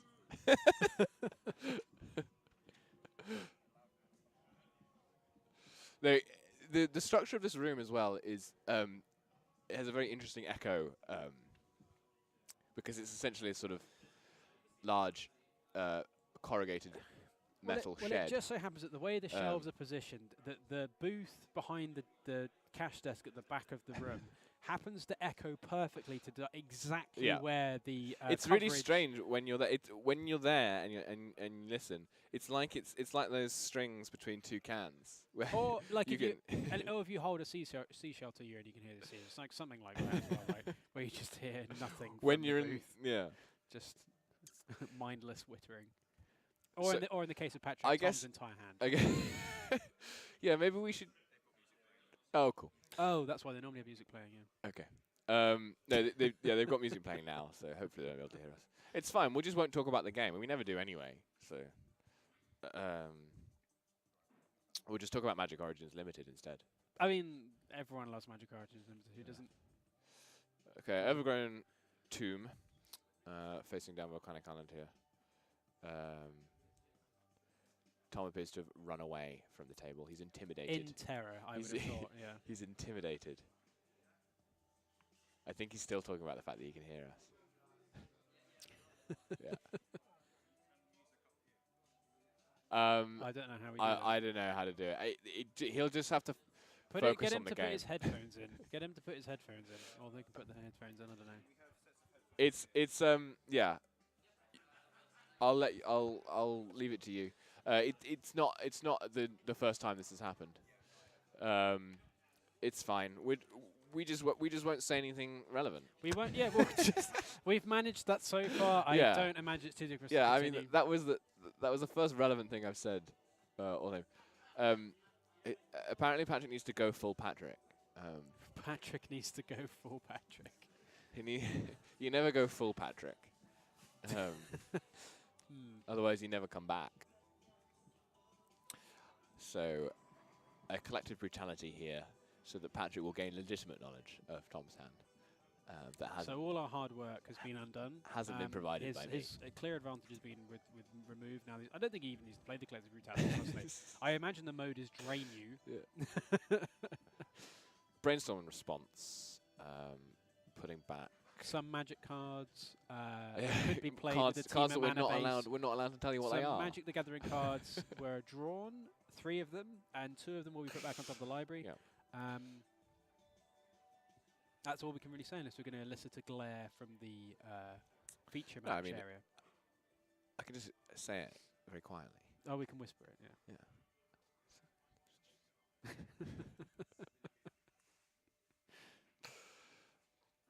It looked like a Bedlam Reveler and something else going back on top. The David Attenborough voice. the Bedlam Reveler and its natural here habitat. We see Thomas Brown, his natural habitat, shuffling his neck. It's a common activity for the Tom Brown. No, he's got a lightning bolt in response. No, he's just trying to anticipate. No, yeah, okay. He's lightning bolted in response. Punishing Fire's been taken. Patrick's at 16. He's trying to get as many cards, instants and sorceries into his graveyard so that he can play this Bedlam Reveler. Seems like a strong play. Which I think he can play now. I think it costs 3 now. I think there's 5 instants and sorceries. What's he got in his hand to discard? He's got a Dak Faden and a Grove. So no, he'll play the Grove and then he'll play the Reveler, discarding Dak Faden and Snapcaster. Snapcaster, assuming he. Where is the Fire Moose emote? I think you would have to look for that in the emote box. I don't know. He's going to lead with the Faden. I think you want to play Dak Faden out. It's pretty. It's a nice card. It's pretty good, and like Patrick's not showing too much. There's nothing in pressure, play. But at the same time, Patrick could just. I don't know. What could Patrick just do from? Well, I suppose actually he could play a 1-drop Pattern of Rebirth and then sacrifice it next turn if he played a land drop. So there is a potential, the potential for him to go off quite quickly now that he's going to have access to 3 lands. Sure. Or does he need a mana to activate High Market? No, he just needs to gain 1 life. Sure. He needs to tap the High Market. Sure. So another. So technically, if he had another land and a 1-drop and Pattern of Rebirth, he could go off. Instead, we're going to go for the classic Patrick play of Sylvan Library. Sure. This, I think, is this going full Patrick Sylvan Library? I think having 2 in play. Having 2 Sylvan Libraries in play is going full Patrick. This is half Patrick right now. Graph Digger's Cage coming down. Is that one good? Is that one good against it is good. Enter from the library effects? But it's not particularly difficult for him to deal with. He's got Decays in his deck. He does have Decays in his deck. Bringing back Punishing Fire to be discarded to Dak Faden, which is a powerful synergy that we've seen in other decks before.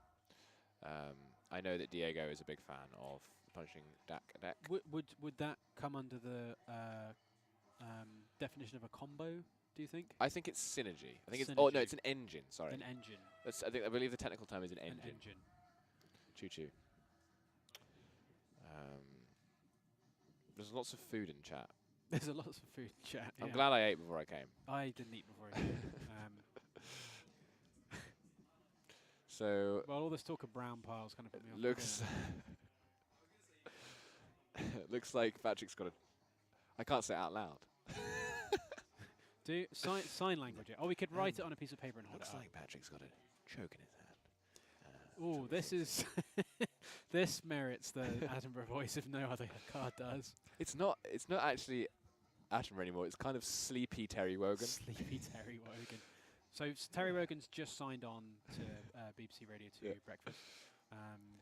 And he's noticed that there's a choke in his opponent's hand. That said, Bedlam Reveler. Here comes the choke. Bedlam Reveler is probably going to race choke quite well. Could do. I like how the choke is in the center of the board, asserting dominance to the blue player.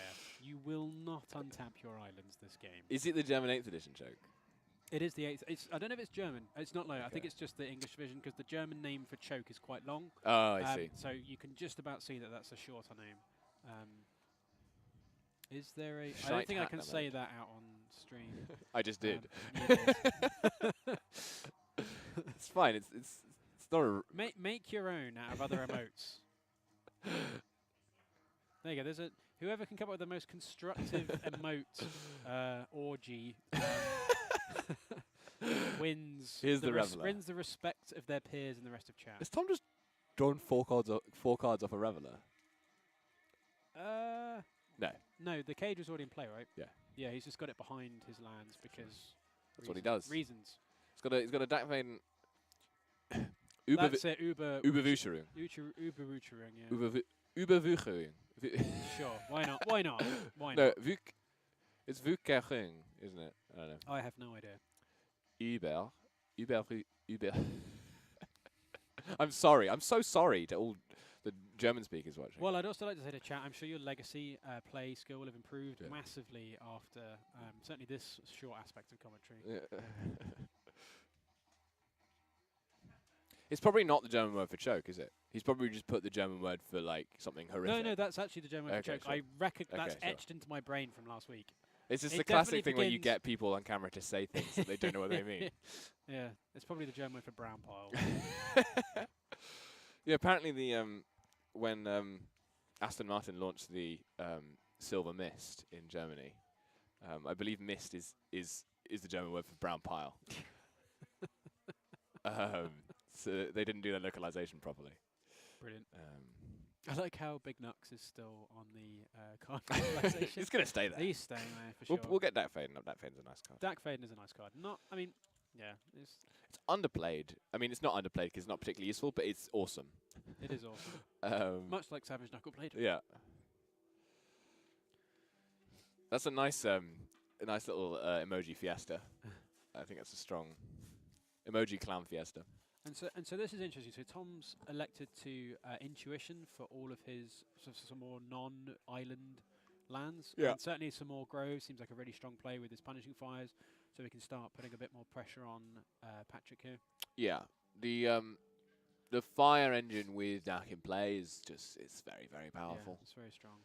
So it'll be interesting to see with this choke we'll actually be able to do enough. Patrick being 8 here. Yeah, it's slowing Tom down for sure. Because those islands are red sources, and Tom's primarily choked on red. Choked on red, is he? In terms of that's the limiting factor to his clock, I suppose.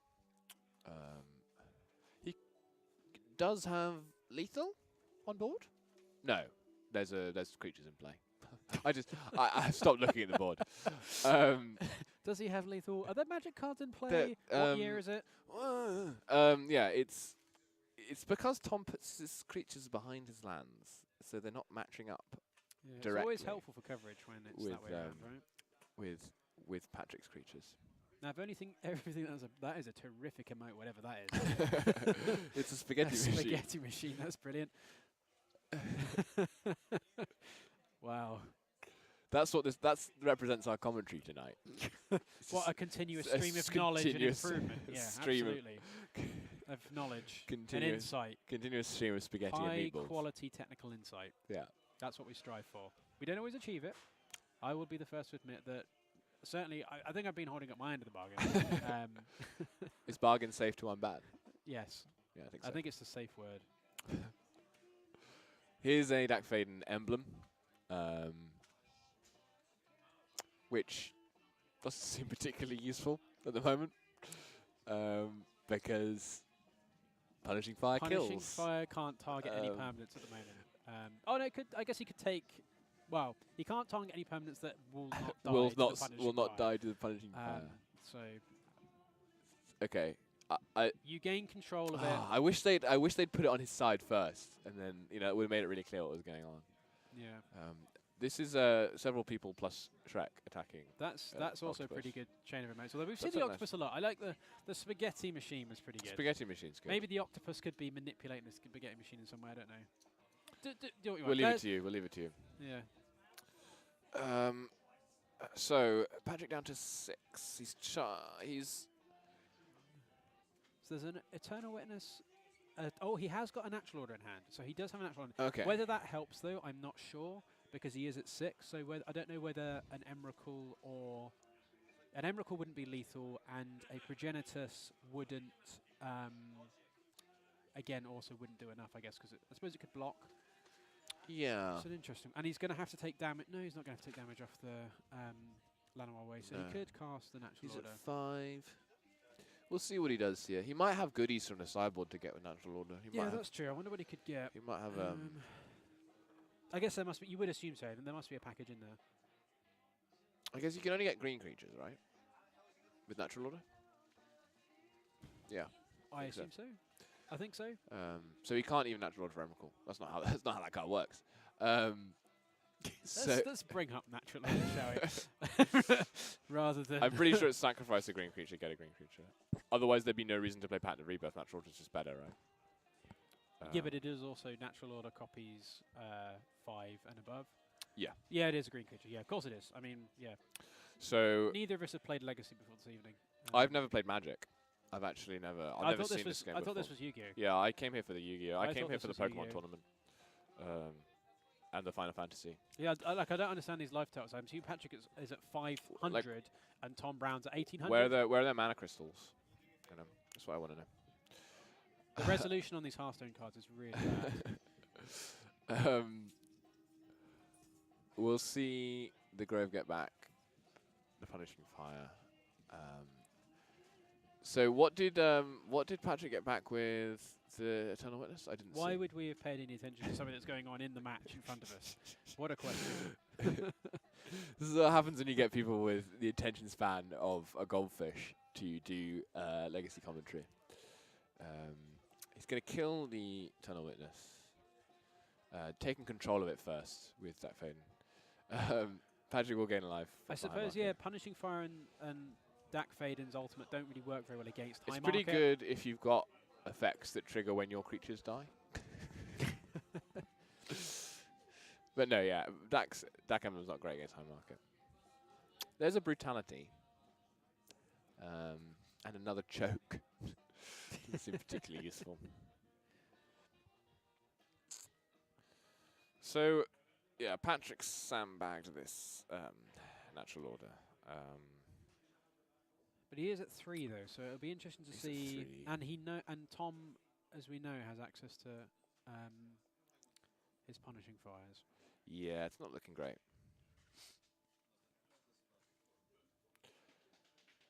Legacy is a very old ship from the Civil War era. I'm not sure that those emotes are Mana crystals. Mana crystals. No, they're mana crystals. Mana crystals, excellent.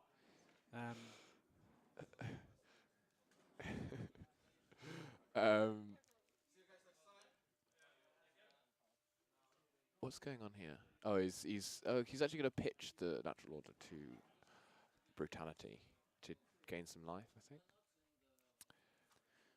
So I suppose that hint. Well, I don't know. So I suppose maybe this is. I don't know. This is an interesting play. I think you forced this. I think you definitely do. But it's weird that you. I suppose you just must have absolutely nothing that he can get with a natural order that gets him out of this. That must be it. Yeah. Which is kind of sad, really. I mean, Patrick's Patrick's ways are his own. This is going full sad. Patrick. That makes me feel sad.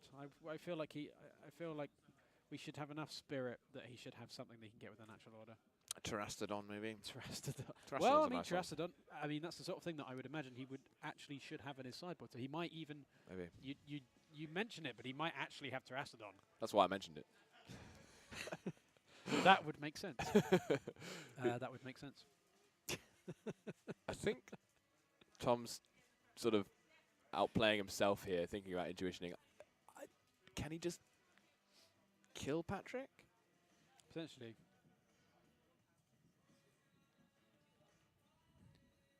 The problem that we've come across with a lot of the problem with blue players often is that if you kill your opponent, you have to stop using your fun cards. Yeah, that's true.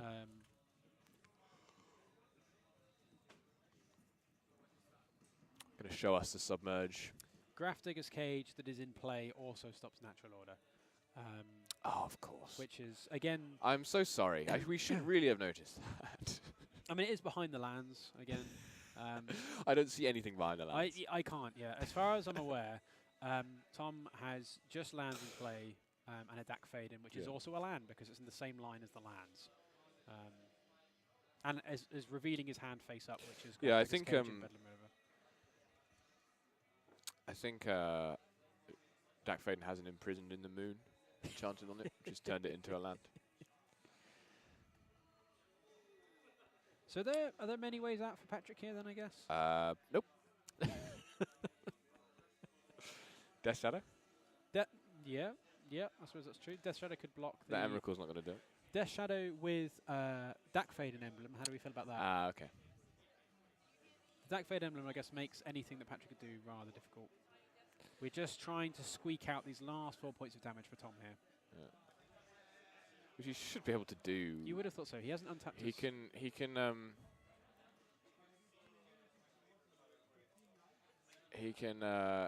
Punishing Fire this.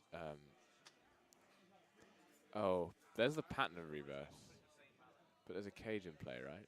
Yeah, there's a cage in play. Which we've just... Which we've just... But, yeah. Okay, so Tom's playing a second Reveler. Looks like there's a concession from Patrick there. The concession appears to have resolved. Yeah. And that's 2-0 to Tom. And that's 2-0 to Tom. And that's it, I'm afraid. Yeah, that is I'll just double check. Tommaso, did you win or did Pete win? No, you lost to Pete. Cool. Thank you. Yeah, our top table has finished, and Pete did go 4-0 tonight with his Esper Thingtuition. Esper. There's only one copy of Intuition in that deck, actually. That's quite something. And he put it in, I believe, at the last minute because he was going to play something else and then didn't. And then it ended up winning both of the games that we saw him on camera. It was pretty. Did we see it twice? Yeah, because the first game he Intuitioned end step for the Snapcaster. That was it. Yeah. No, yeah, it was because he won game 2 and 3, right? He lost game 1. So yeah, game 2 he Intuition, Snapcaster, Disenchant. Yeah. And then game 3 was Intuition for Force. Yeah, just to prevent the. But yeah, that's Pete White doing well again with his crazy brews. So Darkseid does draw the crazy brews. Yeah, like if you're interested, a load of flies to a brown pile. If you're interested in any of these deck lists, we are working on ways to get deck lists to you during the stream. But in the meantime, the Southern Legacy Players UK Facebook group will have usually a post after each Darksphere event with the decks that just saying who did well, and then often in the comments there people will ask for lists and lists will be posted. So slightly roundabout way of getting hold of the lists, but yeah, if you're interested in joining that group, that might help you. I think that's all from us tonight. Thank you very much for joining us for an evening of Legacy, and we will see you next week. Goodbye.